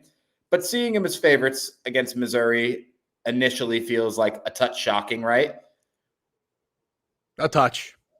And what do you think, Jovan? Yeah, well, I've been looking forward to this game for a couple of reasons. Even as like an Aggie backer for the season, I was probably the only one that was on that side that did not get involved in the Notre Dame game. So I was with you. I had a pretty bad feeling about that game. And then so you have that. I don't think people are going to want to go back to the Aggies nearly as much as they were in that game. And if we're talking about weird favorites at home, you remember what the Twitter POD last week did when they were weird favorites at home? Granted, they're unranked, and Texas A&M was unranked until they did the SEC shit and put them at 25 to make the game look better. But Baylor got smoked, one of those weird favorites, and we got 2 of those this week. This is one of them. The Aggies are going to win this game, and I will be invested. Fuck. Damn. So it sounds like you guys are both aligned. You guys like the Aggies. Yeah. I don't want to like the Aggies, but I do. No, I know you don't, but it's funny because I always have a little bit of public brain that creeps in, and I don't even realize it's public until it's too late. I like Missouri here a lot. The one thing I guess, and I'm really, you guys make a great point, especially like, are they really going to get similar line? Everybody got burned taking them against Notre Dame. Is that really going to happen again? The one thing I have to point out is this: Missouri, have they really done anything to make people feel that comfortable betting them in any situation after only beating Boston College at home by 6 as a 14.5-point favorite and beating Vanderbilt in overtime as a 17.5-point favorite? And then on the flip side, all Texas A&M is doing with this new quarterback is winning. So now you're saying with a 2-point spread, you just have to win in arguably one of the toughest environments in college football. So that's that. Only thing I'll point out to play devil's advocate is Missouri isn't Alabama or Georgia. And Boston College and Vanderbilt are a little trendy. Vanderbilt has a win against Virginia Tech. Boston College has the win against FSU. Both teams probably outperforming expectations by a lot. And Missouri won those games. I don't think you can say Missouri should automatically be beating the shit out of anyone like you expect from Georgia or Alabama. Mm-hmm. So I see your point, but I also see the Missouri has won all their games point, Yeah.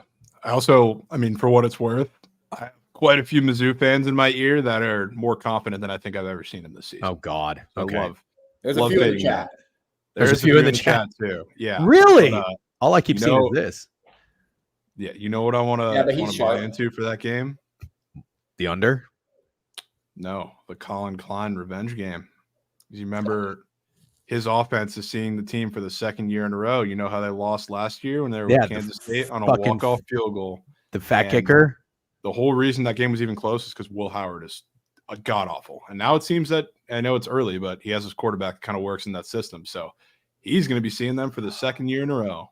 Wow. Wasn't that like a 55-yard field goal too or something? It was like almost 60. Bro, it was further than that. Yeah. Crazy. Yeah, that was brutal. I remember because I had Kansas State over win, so I was watching them like crazy, and that was a tough loss. All right, well, fuck. You make really good points. I'm out. 48.5 is the total on that one. Navy, Air Force. Navy 10-point favorites on the road. I have nothing in that one, and then Army and Tulsa. Do you guys have anything on these two? If two naval academies are military schools play, do you take the over? Isn't that a system play? No, I think the under is the system play. So we go over. No, dude, that would be stupid. It's the under's like 30-3 or something. Dude, that's a gross over.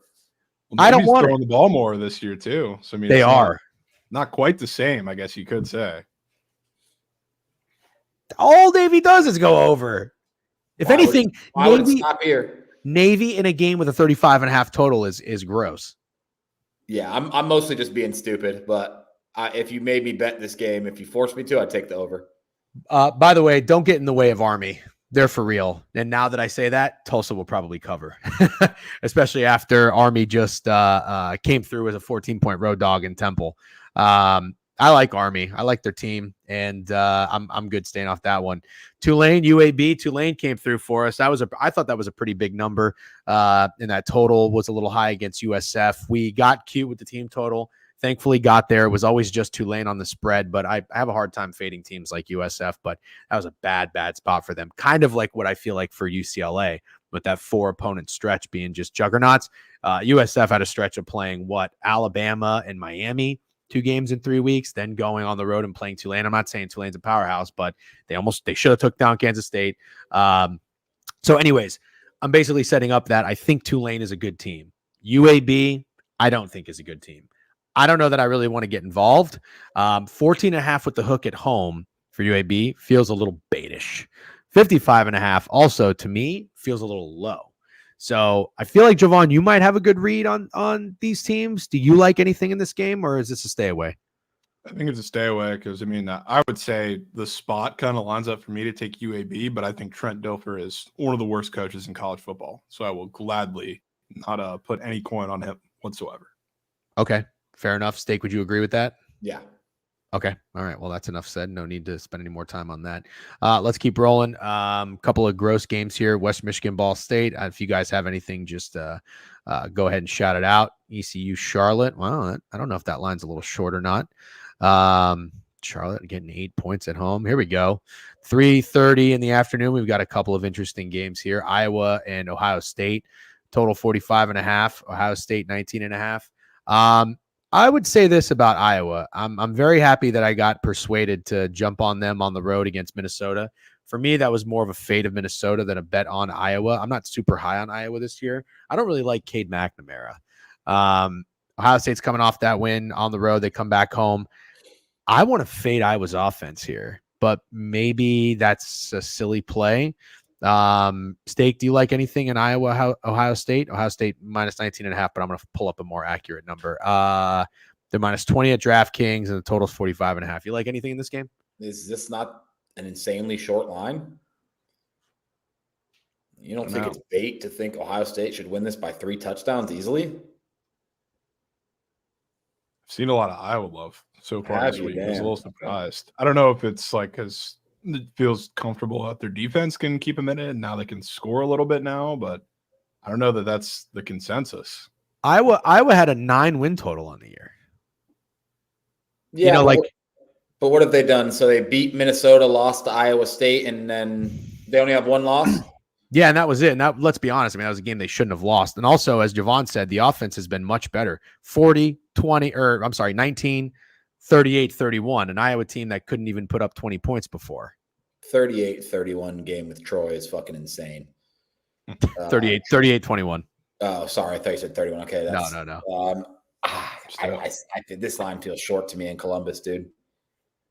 Oh. Yeah. Here's how I like to play this, and I have no data to back this up. I think with these two opponents meeting each other next week, one of them could be in a potential look-ahead spot. If Oregon beats the shit out of Michigan State, then I say it's Ohio State that's in that spot, and I would lean Iowa, vice versa. I like this. What Ramble said. That might be the best play in the game. Well, then you should just take the game under. Iowa State is not going in there and lighting up fucking Jim Knowles' defense in the shoe. Jovan, can you help me out here? I'm with you. Okay.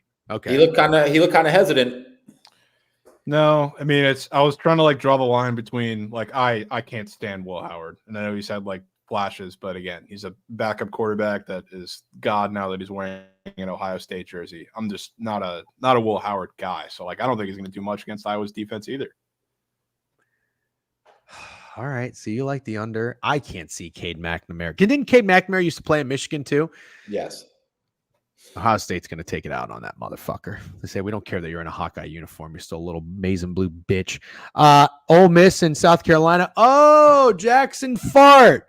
So much for that Heisman. No, I'm just kidding. There's a lot of season left. Maybe he can fight back. Jane Daniels won the Heisman with like fucking 4 losses. So I'm not going to go ahead and do my Vic lapping of Jackson Dart not winning the Heisman. But I do have to just shit on Ole Miss for that 4-week start. I mean, that was just absolutely pathetic with Furman and Middle Tennessee State, fucking Wake Forest, whatever. So they lose outright. This has got to be an obvious bounce back spot, you would think, for Ole Miss on the road, 9.5 against South Carolina. South Carolina's been good. South Carolina's been fun. Shout out Ramble. You've had a pretty good read on your South Carolina boys. Just put up 50 Akron. It looks like they had a bye last week. Should have beat LSU. Absolutely should have won that game, dude. Should have beat LSU. They should be 4-0. Yeah. What do you think? Is Steak? Is anybody taking Ole Miss on the road here? 9.5, total 53. I'm sure lots of people are taking Ole Miss. I do not think that it could possibly only take one game to get everybody that was on that Jackson Dart and Ole Miss bandwagon to jump off. I said at the beginning of the year, so I'm not taking a victory lap because there's a lot of football left. I don't think Ole Miss is that good. So just for that simple reason, using my football brain, because I think South Carolina is better than people think. I don't think the LSU game was a fluke. If anything, I thought the way the game was officiated was a fluke. They literally called back a pick six that should have never been called back. It was either a fumble return for a touchdown or a pick six that never should have been called back. South Carolina got fucking hosed in that game. And I'm comfortable I'm comfortable fading Ole Miss and taking South Carolina plus 10 or whatever it is. Jovan? I was kind of in the same headspace. I was not all in on the Ole Miss train to start the season, and I got looked at like I got two heads. I'm not a South Carolina guy either, because as much as you can say they probably should have won that game against LSU, they also probably should have lost game 1 to Old Dominion. The Old Dominion should have won that game. And now they're getting almost double digits at home when their starting quarterback is going to be coming back. So as much as I don't like Ole Miss and I don't think they're that good, kind of feels like the spot to grab them. One thing I want to add is, doesn't putting up 31 on Kentucky look kind of good right now? Yeah, it's a fair point. Yeah, I think it does look pretty good. I like what I've seen from South Carolina. I do, and I like this quarterback. Is Shane Beamer still the coach of South Carolina? Yeah, I don't want to fade them. I don't think I'm going to get involved. I would maybe consider an underplay. Beamer ball. Yep. Okay. All right. Total went up 3 points. Yeah, I'd probably consider an underplay. The more I think about it, maybe that's a low total with Ole Miss. Ole Miss first half line is 6.5. Interesting. Lenore Sellers will be back this week versus Ole Miss. Okay, gotcha. He had an injury. I guess I didn't know that. Yeah. Here's a spot where the old me would already have Georgia punched in here.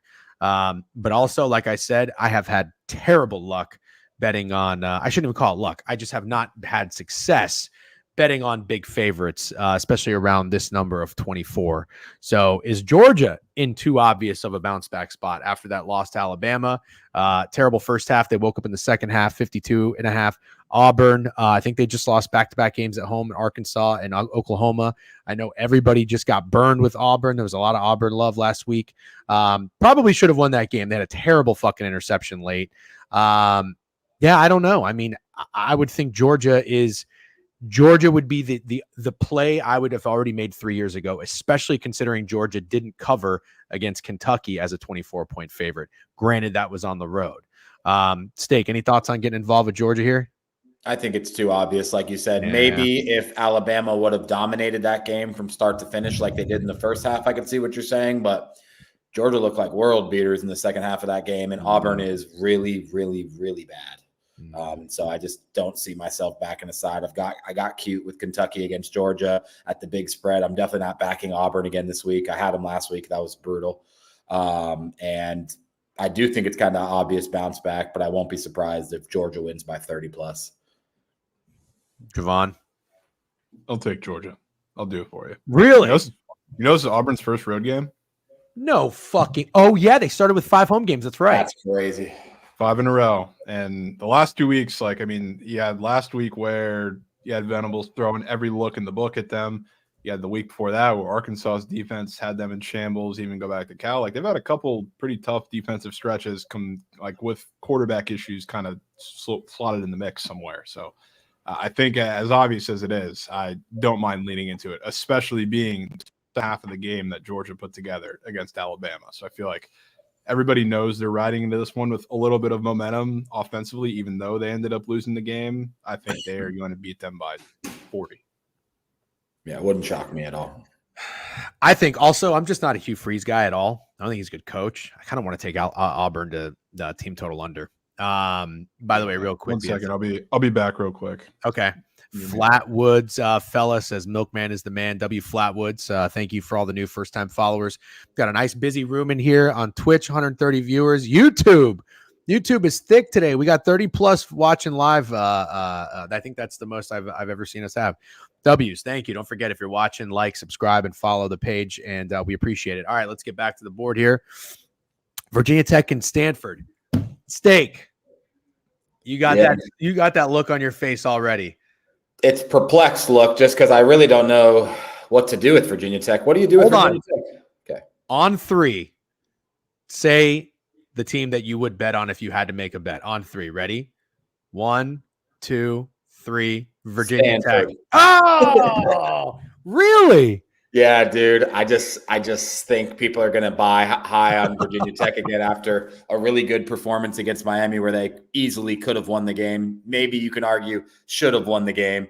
And Virginia Tech as a big favorite this year has been fucking awful. They lost outright to Vanderbilt. They didn't cover against Marshall. There was another game where they were a big favorite that they didn't cover. And now they're big favorites again against Stanford, who had the miracle cover against TCU, beat Syracuse outright. And I don't know, man. I see guys like us running to bet Virginia Tech when we have no real reason to do so. I have a reason to do so. Okay. I think I'm going to go against you here, although you bring up a very good point about Virginia Tech not being good as a favorite. Here's what I think about Virginia Tech. I think what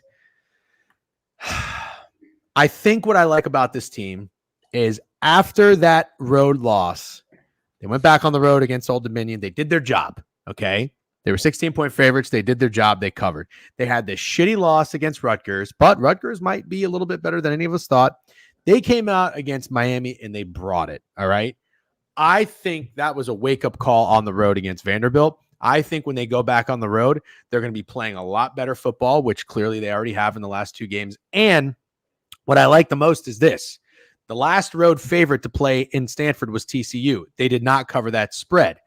And not to mention Stanford just covered and won outright as a 9-point dog against Syracuse. And they didn't cover a 24-point spread against Clemson, but they still made it interesting, I think, for the most part, given how Clemson's been beating the shit out of teams. But they were back-to-back games on the East Coast, and they stayed on the East Coast. I don't think this is a good spot for Stanford. I want to fade Stanford. I want to buy Virginia Tech being a better road team. Jovan, any thoughts on the Hokies this weekend?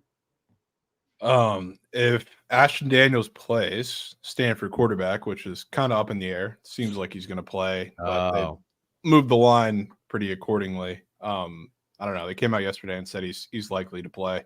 I want to bet Stanford because I don't know if you remember. I mean, you probably remember, but Vanderbilt, what they did with Diego Pavia. Granted, that's a very unique offense, but Virginia Tech cannot stop a quarterback with his feet to save their absolute lives. And they haven't had too many chances to be proven wrong with that. They're going to have a chance. Troy Taylor is going to bring out every single stop in the playbook with or without Ashton Daniels for QB runs or everything. And I think that is disastrous for Virginia Tech. Also, can I like mention something that might sound stupid to everyone, but I feel like I should say it? Doesn't it annoy you that the only game Virginia Tech has gotten up for so far this year was against Miami, who's ranked high and has the top Heisman contender? Doesn't that has to piss you off as a Virginia Tech fan? Like, they literally haven't got up for any other game. They didn't dominate teams like they were supposed to. They lost outright to Vanderbilt. They lost outright to Rutgers. They look like shit in every game. And then they play Miami and all of a sudden, like, they care. You know what I'm saying? And just Stanford gives me another fucking sleepwalk game vibes for this team where they won't do what they're supposed to do, even if the Stanford quarterback doesn't play, you know? You know what, too? Maybe this sounds like a stupid narrative, but we got game day in the Bay Area for the game that everybody's talking about with Cal Miami, and right across you got Stanford hosting a home game that's during the day prior to that even happening. So maybe that gets Stanford a little motivated to go and show something while everybody's talking about Cal for once in a lifetime. Fine. You've talked me off of Virginia Tech. Great job. Probably for the best. Let's be honest. It's probably for the best. But you all make good enough points. Steak, I like what you just said, too, about Virginia Tech being annoying, because you're right. They fucked around with Marshall, and that really bothered me. We had him in the newsletter play, too. All right, let's keep moving here. How's tempo and pace? 11:28. We're doing okay. Again, if you guys have to hop off at any point, feel free. Have a hard stop at noon. Indiana, 14-point favorite on the road against Northwestern. Steak, one more win. 5.5. Win total, one more. I mean, we got to sit back and relax on this one, but do you guys have any thoughts on either of these two games up on the screen right now? Miami, Toledo, or Northwestern, Indiana? Got nothing. Okay. Keep it moving. App State, +3 on the road against Marshall, and Bowling Green and Akron. Anything? God, no, I don't want to. Bowling Green has been giving really good teams fits, which is crazy. They're good. Akron's terrible, too, from what I understand. Really bad. Okay. No reason to get involved there. Here's a couple, or a few that we might have some interest in talking about. West Virginia, Oklahoma State. I really started to get nervous about Oklahoma State and Kansas State last weekend. As you know, I need Oklahoma State as my biggest future play under 8.5 wins. They finally lost back-to-back games. That was massive. Now they're back home against West Virginia. I have one thing to say about West Virginia. When I watch them, I like Garrett Green. I don't know that he's necessarily that good, but I think he plays really hard. You're always going to have a spot on my good side if you play really hard. I hope they can come through. 3.5-point dog on the road against Oklahoma State. You'd have to imagine, I would think that Oklahoma State might be the trendy play here, I think, but I'm also not overly confident after losing back-to-back games and losing to Utah in the fashion they did. And West Virginia's coming off of a nice win against Kansas State. They lost to Kansas State last week. Yeah, I guess I just meant at home. Yeah. Kansas won a game, or I'm sorry, West Virginia beat Kansas when they probably shouldn't have. Had to give them a nice little boost going into the bye. So I don't like betting on teams after a bye, especially in college. I think they come out a little slow and sloppy and lethargic. So I'm out on this one. But do you guys have any thoughts on Oklahoma State, West Virginia? I just feel like that was between Oklahoma and Kansas State. Whoever lost that game, especially if it ended up being in the fashion that it ended up being for Oklahoma State, that was like my official fraud designation, which I already kind of thought was going to be Oklahoma State, and lo and behold, it is, I think. So now coming into this game, Oklahoma State, whenever they have a massive loss, I feel like the last couple of years, you can check this if you want, but they really don't bounce back in the way they should that next game after. I know they had the 1 year where they completely shut down. Granted, it was transfer portals and injuries, like they had last year where they got destroyed by South Alabama to start the season. Then they went and followed it up by looking like shit on the road against Iowa State, who was missing half their players. And it's feel like it's happened time and time again. So like I wouldn't rule out West Virginia in this one.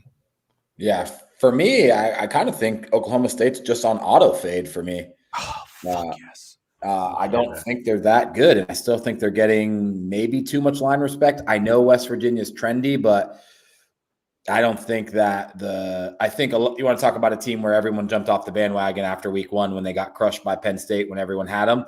But I don't like the 30-year-old quarterback, and I don't think they're that good. Ollie Gordon, for the most part, not doing what he was expected to do. And I just, man, if I'm being a square, I guess this is my square up game, but I would take West Virginia plus 3.5 here. I fucking love it.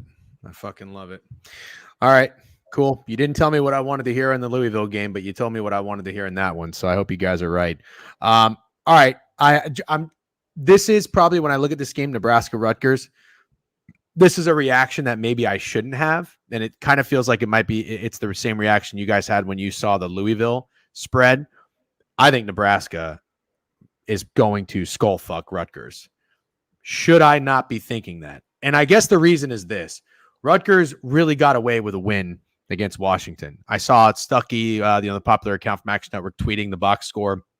Washington dominated the game. They moved the football at will. They missed 3 field goals, which is insane. Rutgers got away with the win. I'm good with that. We bet Rutgers. I respect Rutgers. But what I like about Nebraska is this. They're coming back home, and this is their last 2 games. They blew it against Illinois and lost in overtime. And then they went on the road, their first road game, and they got off to a slow start.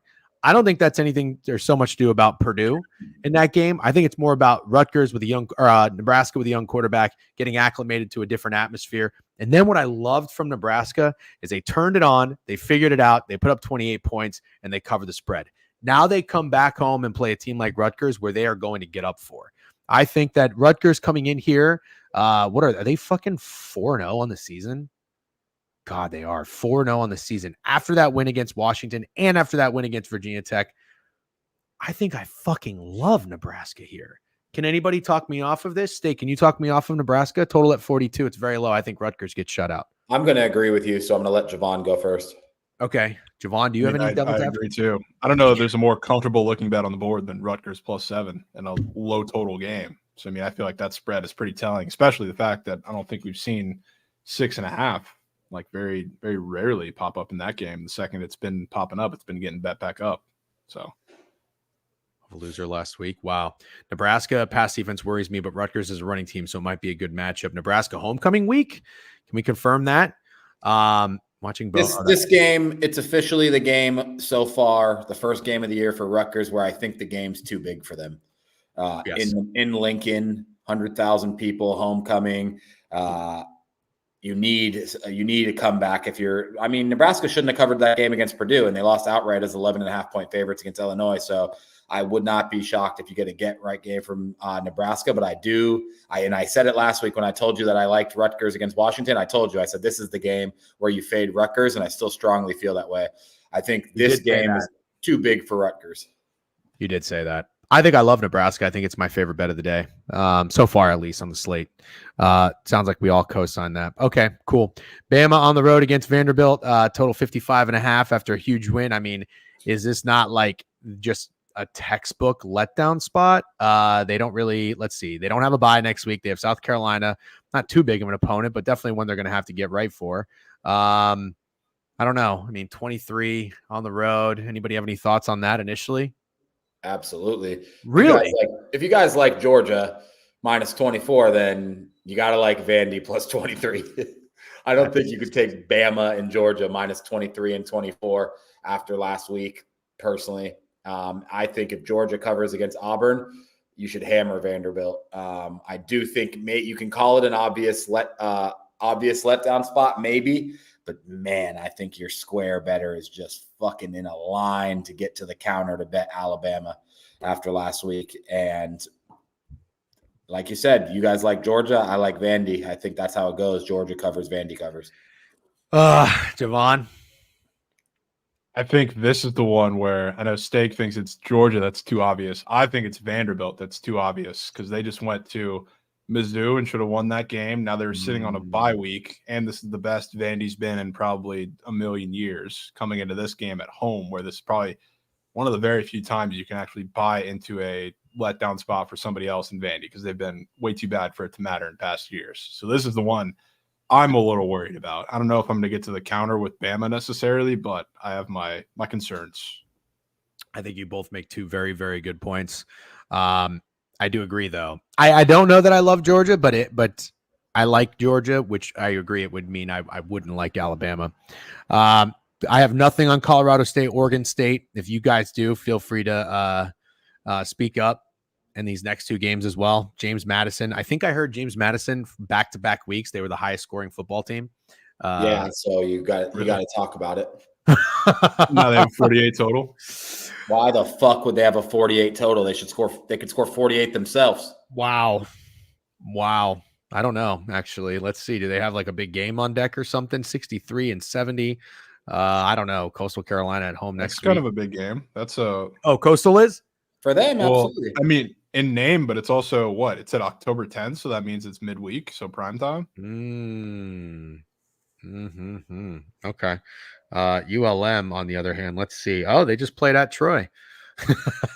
Won outright. How are we not fading the fuck out of Troy? If we just fucking listen to ourselves, you said Troy was terrible after week 2. I said Purdue was terrible after week 2. If we literally just closed our eyes and just did what we fucking said, we'd be making a lot more money. God damn it. I'm not upset as in we need to right any wrongs, but it's just, God, it's so frustrating when you identify something, you don't take advantage of it. USA and Arkansas State. What's that? Yeah, I have a bet. Oh, God. Go ahead. Arkansas State. And is that because, I have a little bit of FOMO here. Let me tell you why. When they were getting, I should say, 21 at LSU, my first thought was South Alabama had just won and covered in 2 straight, scored 87 and 48 points on TV when everybody was betting App State. And then they were getting the same amount of points that UCLA got where LSU didn't cover. That should have been a fucking smash spot for LSU. It wasn't. That's just hindsight talking. But I think the South Alabama party may have ended. So if that's your angle, I am totally good with it. Also, 3rd straight road game, 4th in 5 weeks. No, it looks like maybe there was a little bye or something in between. Maybe 9 days. No, not a bye. I'm good with it. You like Arkansas State? Yeah. Jovan, do you have any thoughts on USA, Arkansas State? No real thoughts. I don't hate that bet at all. Okay. Utah State, BYU. Steak, what do you have on Ashton Jeanty, by the way? You have him to win something? Doke. The Doke. That's right. Nice job. 26.5, 66. I don't know if you guys have anything on that. Feel free. Nothing. Old Dominion and Coastal. I got nothing on that. I think Clemson laying 14.5 points might actually be a little short. Ugh. I think it's a I'd little love short. to hear what Jovan has to say about that. I don't know where I'm at because I feel like a lot of people are going to think DJU getting benched is a better thing, which I guess it could be, but we all watched how bad Brock Glenn is. Like, I don't think that's really going to be all that much of a step up if we're being honest. So I don't know. I don't want to fade Clemson. I am a biased Clemson guy. I know they've been beating the piss out of teams. I just don't know if the train stops, especially after how last year went in that Clemson Florida State game. Brock Glenn came in the game and he was 0 for 4. Ukulele was 12 for 30. That's amazing. 2 touchdowns and 3 interceptions against SMU last week. Steak, here's where I'm at. Don't you think one of the most obvious bets on the board, spread aside, is Clemson getting right, looking great, FSU looking terrible, Clemson coming into Tallahassee revenge spot? I think the most obvious, at least thought in this weekend, would be Clemson revenge game. Agree All or I'm disagree? going to say is when we did our season preview, if I would have told you that Clemson was 14.5-point favorites in Doak, you would have said I was on meth. Yeah. It's just I crazy. think Steak said that about NC State too, and that was pretty spot on. I He just said think it like, about Texas and Michigan too, and he was fucking spot on. I think the only equalizer of that very obvious narrative is the fact that DJU is benched, which everybody thinks is the problem. Which I'm not going to say he's been good, but there's a lot more problems with FSU than just DJU. And I think Brock Glenn is going to look worse, and people are going to backtrack and say, "Oh, maybe it's not just DJ." Yeah, I think you're right. And also, DJ, you remember what I texted you last week? Because I bet Clemson 3 weeks in a row. Remember what I texted you last week? I think Clemson is good. I really do. And I'm not sure that people are buying into Clemson fully yet, just because they're winning and covering as big favorites because they haven't seen them play a big game. Obviously, they played one big game this year, and it was against Georgia. If you're thinking betting FSU, I just wouldn't support it at all. You're talking to the wrong guy because I tweeted a tweet about taking Clemson to win the national championship, and after. Good. Don't bet FSU then.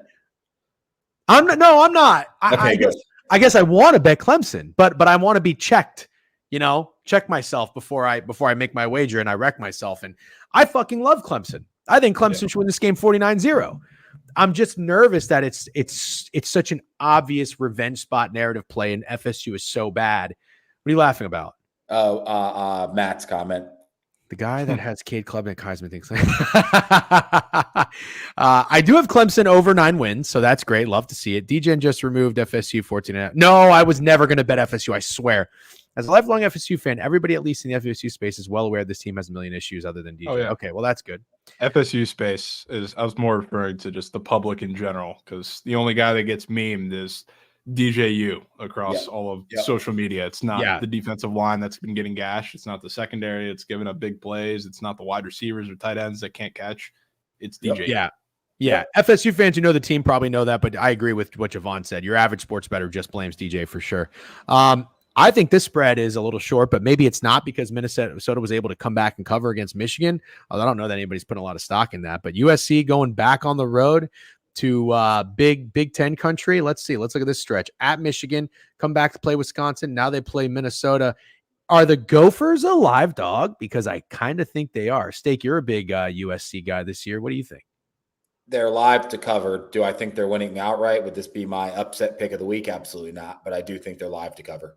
Okay. Total 51.5. Jovan, do you have any thoughts on this?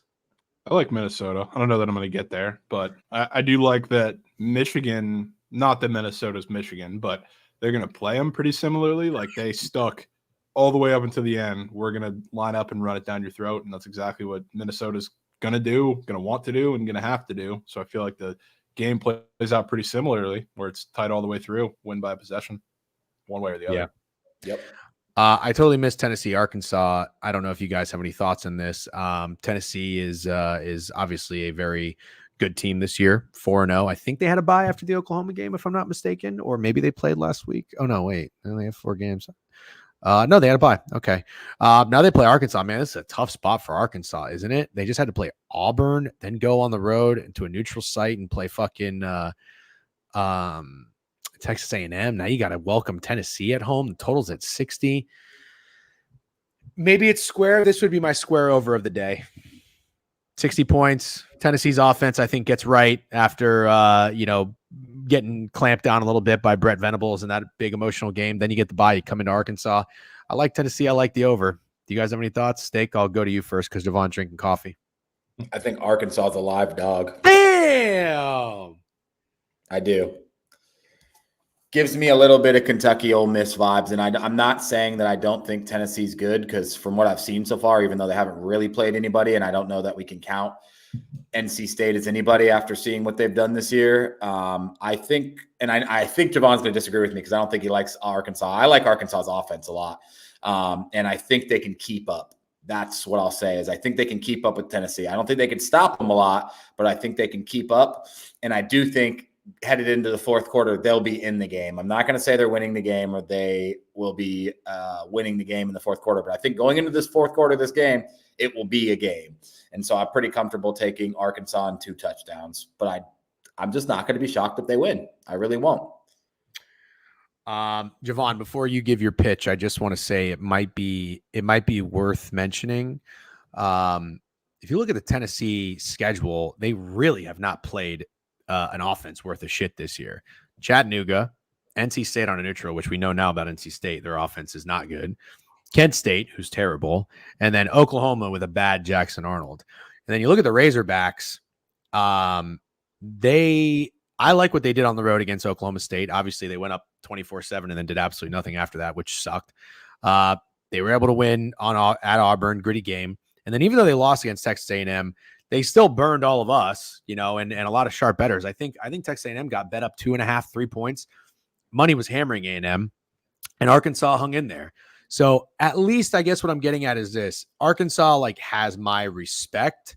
And then I look at the box score, and Arkansas had 379 yards of offense against Texas A&M. They had 22 first downs. Yeah. They lost 2 fumbles. That's not good. They threw an interception, so the turnovers really killed them. But yeah, I kind of like the over in this game, like I said, and then I'm just sort of making a case for Arkansas's offense. So Jovan, I guess I'll let you see if you're going to counter what Steak said.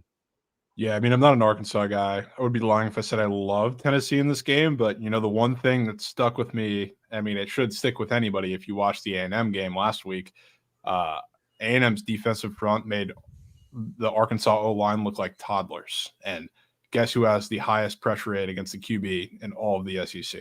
Tennessee's defensive line is fucking nasty. Tennessee's defensive line is disgusting. And Taylon Green was in a box the entire, three of the 4 quarters of the Texas A&M game because he had no time. And even when he tried to get out of the pocket, the defensive ends on both sides were giving them trouble. Now, those are 2 NFL caliber defensive ends that are probably going to go for a second round. But that Tennessee defensive line, I give similar respects to. So I have big time concerns of whether that's going to be able to hold up all game. So I would say I lean Tennessee for sure. Okay. Steak, anything else or Nope. Okay. All right. Fair enough. All right. Michigan, Washington. I think we're going to disagree on this one, Steak, because I saw on your leans that you like Washington. I'll let you talk first because I know I take away a lot of the talking points in these games and let you maybe lead off on this one. Actually, no, wait. Let's end it with us. Jovan, do you have any thoughts on Washington, Michigan? Washington is a short home favorite, -2.5, low total at 41. Washington, again, just came off that game against Rutgers. Michigan, I believe, in typical Michigan fashion. Let's see. Yep. 5 games have been played. Every single one of them has been at home. It's the month of October, which means Michigan will be playing their first road game. Initial thoughts on Washington, Michigan? I mean, just like we talked about, I know it's not the same as Texas A&M because this is actually an unranked favorite against a ranked dog, but burned everybody last week. I have no issue going back to the 1.5 of them. I'm still counting Texas A&M, but this happens to be the other one that actually fits with Washington, Michigan. So I feel like I like to take the, home team and a lot of the weird trips that haven't really happened yet and count Miami, I guess, another example. So I think this is one where Will Rogers, who has actually shockingly looked kind of good. It's not like this is the first time he's going to be facing high caliber defenses because he did happen to play in the SEC with Mississippi State. Not that he was a world beater, but that was a good system for him. I feel like this is a Washington game personally. Fuck. All right. Me too. I like Washington. I think it's pretty I think it's pretty telling that they're favored. And I think if you watch the Rutgers Washington game like I did, you saw that they were able to move the ball really well in the air and on the ground. I don't think they're going to miss 3 field goals again, and I think there's a lot of question marks still with Michigan's passing game. And so for those reasons, I'm pretty comfortable backing Washington here. Okay. You don't think it's kind of a tough spot for Washington, given that they went on a neutral and played the Apple Cup, play Northwestern, then traveled all the way cross country to New Jersey, Piscataway, and then are coming back home to play a Michigan team in its first road test that still is unproven and has like a little bit of a chip on their shoulder? Yeah, I guess. But any way you slice it, they're going back home. Yeah, I guess. Yeah. Okay. The tough spot was in Piscataway last week. I'll tell you where the tougher spot comes, which thankfully they also had the extra day because that was a Friday game in Rutgers. But next week they go to Iowa. That's where I'll be fading. Washington? Yeah. All right. I'm in on that. Washington's going to get their dick kicked in by Ohio State. Then they're going to beat the fuck out of Washington the following week. Done. Iowa noon game too, for what it's worth. Or I guess 11 a.m. Central Time. Okay. All I right. don't know if there's Central Time. Fair enough. Nevada, San Jose State -6. You guys got any thoughts on that one? Nope. Love San Jose State, but I would say after the performance, they've gotten a little trendy, but I don't think I could touch that game. Okay. A little surprised they got steamed down like a point and a half against Nevada. I don't think anyone's going to bet Nevada. Okay. Fair enough.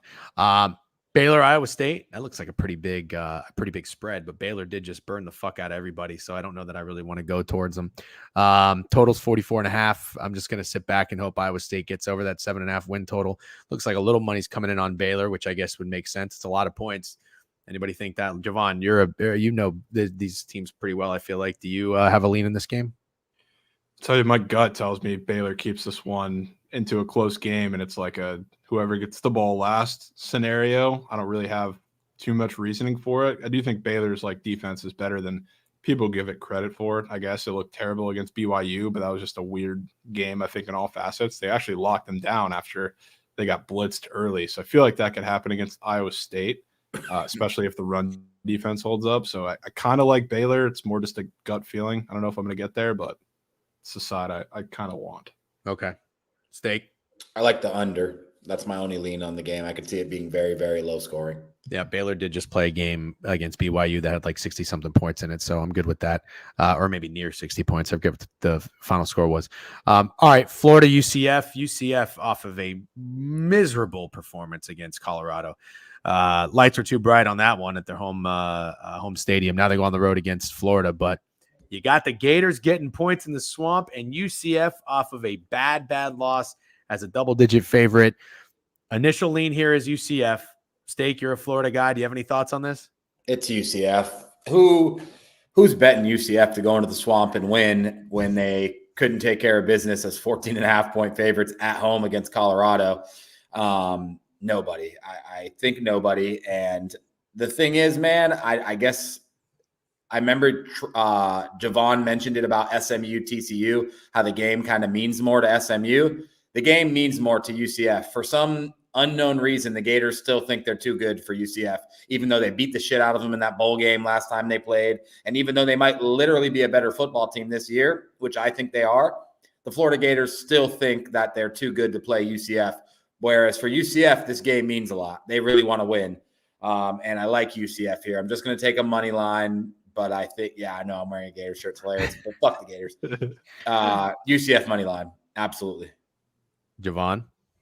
Yeah, I like UCF. Another one that I don't know if I'm going to get with, but I'm praying they I would love to see them beat the shit out of Florida, partially because I can't stand Florida fans, most of them. But also, sitting on a bye week, waiting to go on the road to a team that might be coming off an emotional win. Cincinnati Bearcats. Oh, they play UCF next? In the bounce house next week when we will be taking. Maybe I should go. That'd be a fucking great game. Oh no, Steak, you're going to be in New York, I think. Oh yeah, that's the 12th. Yeah. Never mind.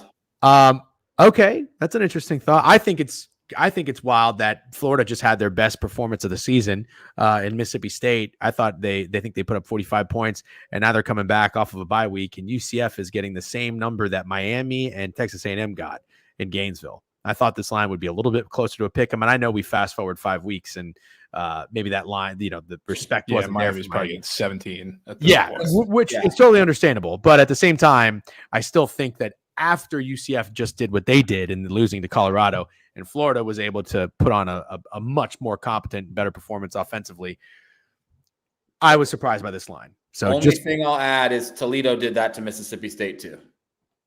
Okay. That is good context. That is good context. Okay. Duke, Georgia Tech. I got absolutely nothing in this game, but if I was to do anything, I'd probably lay it with Georgia Tech. Quick thoughts on this? Jovan, I actually was listening to Behind the Lines when you were talking about it, so I'll let you go first. Oh, nice.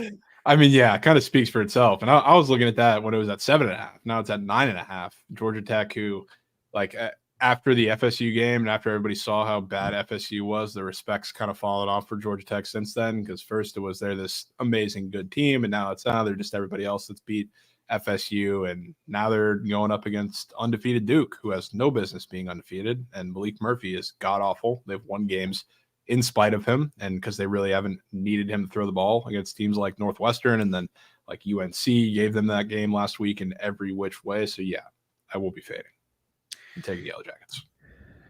Good with me. Steak, you agree? Yeah, absolutely. I just okay. Want to pitch it. Yep, I'm good with that. San Diego State, Hawaii. I have nothing on this. I don't know if you guys do. Feel free to just chime in. Nope. Okay. San Diego State's terrible. 3 more games. Couple interesting ones too. Ooh, late night. I'm gonna have a 5 o'clock espresso. See if I can stay up for this one. Kansas and Arizona State. I just want to fade the fuck out of Kansas. I wanted to fucking fade them in the offseason. I didn't, though. I do respect their coach. I do like Daniels in the running back.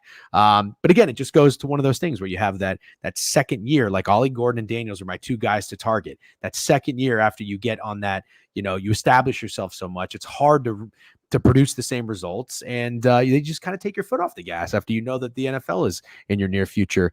Arizona State's coming off of a tough loss against Texas Tech. Jovan, I think we all had that eyed out pretty well. And I think I want to bet on the Sun Devils. But after Kansas State is doing what they've done, and they're 0-5 ATS, is betting Arizona State -3 at home here a bit of a trap game?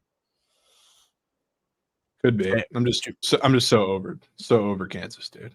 I'm not getting sharp with Kansas really ever, and I haven't this season. So it's like I'm not even scarred from it and saying it from like a salty perspective. They're bad. They have no plan offensively. The play calling is questionable. Jalen Daniels is horrible. They have 2 backs where they probably should not be using 2 backs. The routes that they're running with the receivers, the schemes are all god awful. The defense is terrible. There's nothing there for me. If they're sharp and they win, they can have it. I will gladly leave that. More than fair. Steak, you agree with that? The public has officially done a 180 on Kansas. They were very trendy to start the year, and they remained trendy for a couple weeks. And now, who the fuck could back Kansas now? They just keep losing. So now you want to jump on the fade Kansas train. I think you're getting on that train a little late, but I'm certainly not backing them. Okay. I think that's all very well said. Jovan, it's your game that you've been targeting since the offseason. Cal getting 10.5 at home against Miami. You can feel free to save your pitch for BTL, which I know is starting up at 12:30. Otherwise, if you want to give us a little bit of a reasoning for Cal, is this going to be your POD of the weekend, or are you cooling off at all on taking the Bearcats at home? No, not cooling off a single bit. I feel almost even better because I was expecting, I don't know, a little more points. I was expecting it to stay where it opened at like 14, and I guess that was more of a look ahead, but it reopened at like 13.5. Now it's down to 10.5. But for the same reason, I very reluctantly faded Cal when they went into FSU. I will be taking them when Miami comes into town. They just finally got their first scare, and Cal was on a bye week, getting healthy, watching how Virginia Tech could move the ball down the field, watching how, I don't know, you can make Miami look like a human team when they're not playing teams that aren't making bowl games. So now you got a team. Pac-12 After Dark is still alive, and you're coming cross country with game day in Berkeley for the first time in a 10:30 local time, or not local time, 10:30 Eastern time game for Miami. This has all the makings of a letdown spot, and there's a reason why. It's probably usually I have a couple games that kind of stand out like this for the year. I feel like this is really the only one that I was like full gung-ho on from the start of the season. So 100% standing on business with that. All right. Steak, are you good with it? Yeah, I mean, Jovan's got me more excited than I ever expected to be to watch a Cal game, but I'll say that I am betting Cal just simply in solidarity, but also this Cal team being, I understand they were on the road in this game, but 14-point underdogs to Auburn and then only 10.5-point underdogs to Miami. I know they're at home, but still, the line's interesting. And I know they got a scare against Virginia Tech, but people still like Virginia Tech, and they still have a very high-powered offense. I think the line's a little short, to be honest. I think it's interesting that it's moving towards Cal, and yeah, I like it. Does Cal have a chance to win the game? Oh yeah, that's the whole point. The game of the year. Game of the year is not for covers, Jet. It's for wins, outright wins. I'm gonna do it. We have to. Miami's not going 12-0. No, they're not going 12-0. So I'm good with it. I wish they didn't almost lose to Virginia Tech, but I'm still more than good with it. I like that happened. I especially like the way that it happened, because that's like a full circle next week karma moment for them to lose, maybe on some ridiculous call that doesn't go their way in this game this week. Very good point. Very good point. Very quick thoughts, gentlemen, because I do have to stop at noon and it's 11:59. Texas Tech, Arizona -6. I think Arizona just beat Utah outright. And Texas had a huge win. This spread looks a little telling, in my opinion. I'd probably lean Arizona here. Do you guys have any quick thoughts? Are you running back your fading the most obvious over on the board this week? I fucking certainly will. Well, I was going to do it with UNLV and Syracuse. Are you telling me there's a Saturday night one as well? This far and beyond is it, and I don't think it's even close. Okay. I mean, I know Arizona's had their stretches, I guess, of iffy offense, but in Texas Tech games, like the Cincinnati game, Cincinnati was playing without 2 starting linemen. By the end of this game, 2 starting linemen, 3 wide receivers, 3 running backs. The entire running back room was hurt. So it was literally Sorsby versus the entire team, and they somehow covered that game and gave up 41 points like Texas Tech did. So, like, if there isn't 80 points in this game, this is probably going to be the late night chase play for everybody on Twitter, this over, because it looks incredibly easy. Texas Tech did only score 16 points in their only road game, so maybe there's something there with the offense struggle a little bit. Steak, any thoughts on Arizona? Arizona and under. I like Arizona. All right. Awesome. Thank you guys very much. This was awesome. Steak, Jovan, appreciate you making the time. BTL starting at 12:30. Steak, you're going on Owner's Box. I got to head out. I have a 1 o'clock appointment, but I told Ryan I'm going to try to hop on a city bike and safely join you as well. Gentlemen, best of luck with everything this weekend. Jovan will be tuning into you behind the lines a little bit later. Do you have a POD on the diamond real quick before we let you go? Don't yet. I have to very quickly lab up and get the plays in before BTL. Steak likes the under in the Mets game, and we are going to be squad riding the Braves team total over in case you gave a shit. Well, thank you. Have a great show. Steak, have a great day. I'll talk to you later, and good luck with all your bets. Peace, guys. See you. All right. Sorry.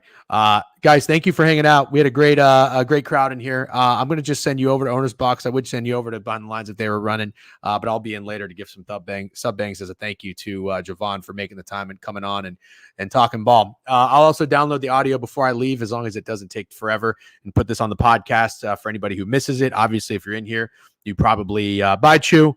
Good chatting with you yesterday. If you're in here, you don't need to listen to it, but I know some people like to catch up on the podcast. So anyways, have a don't forget also subscribe to the newsletter if you have not already. Our official plays will be in there Friday morning in your inbox. It's free on the website. To those who pay, thank you very much. And on that note, I will get you over to Owner's Box. Steak will be on. I'm going to try to be on as well. I need to get changed. I need to download the audio and get out of here and scurry on over for a 1 o'clock appointment. Thank you, everybody that watched and tuned in. I saw there were a lot of people in here on Twitch, on YouTube, on Twitter. You guys are great. Thank you for the support. Good luck on all your bets. I'll be punching my shit in here shortly. Have a great day, and I'll see you tomorrow on the Board Review, 10:30 a.m. Eastern Standard Time. Peace.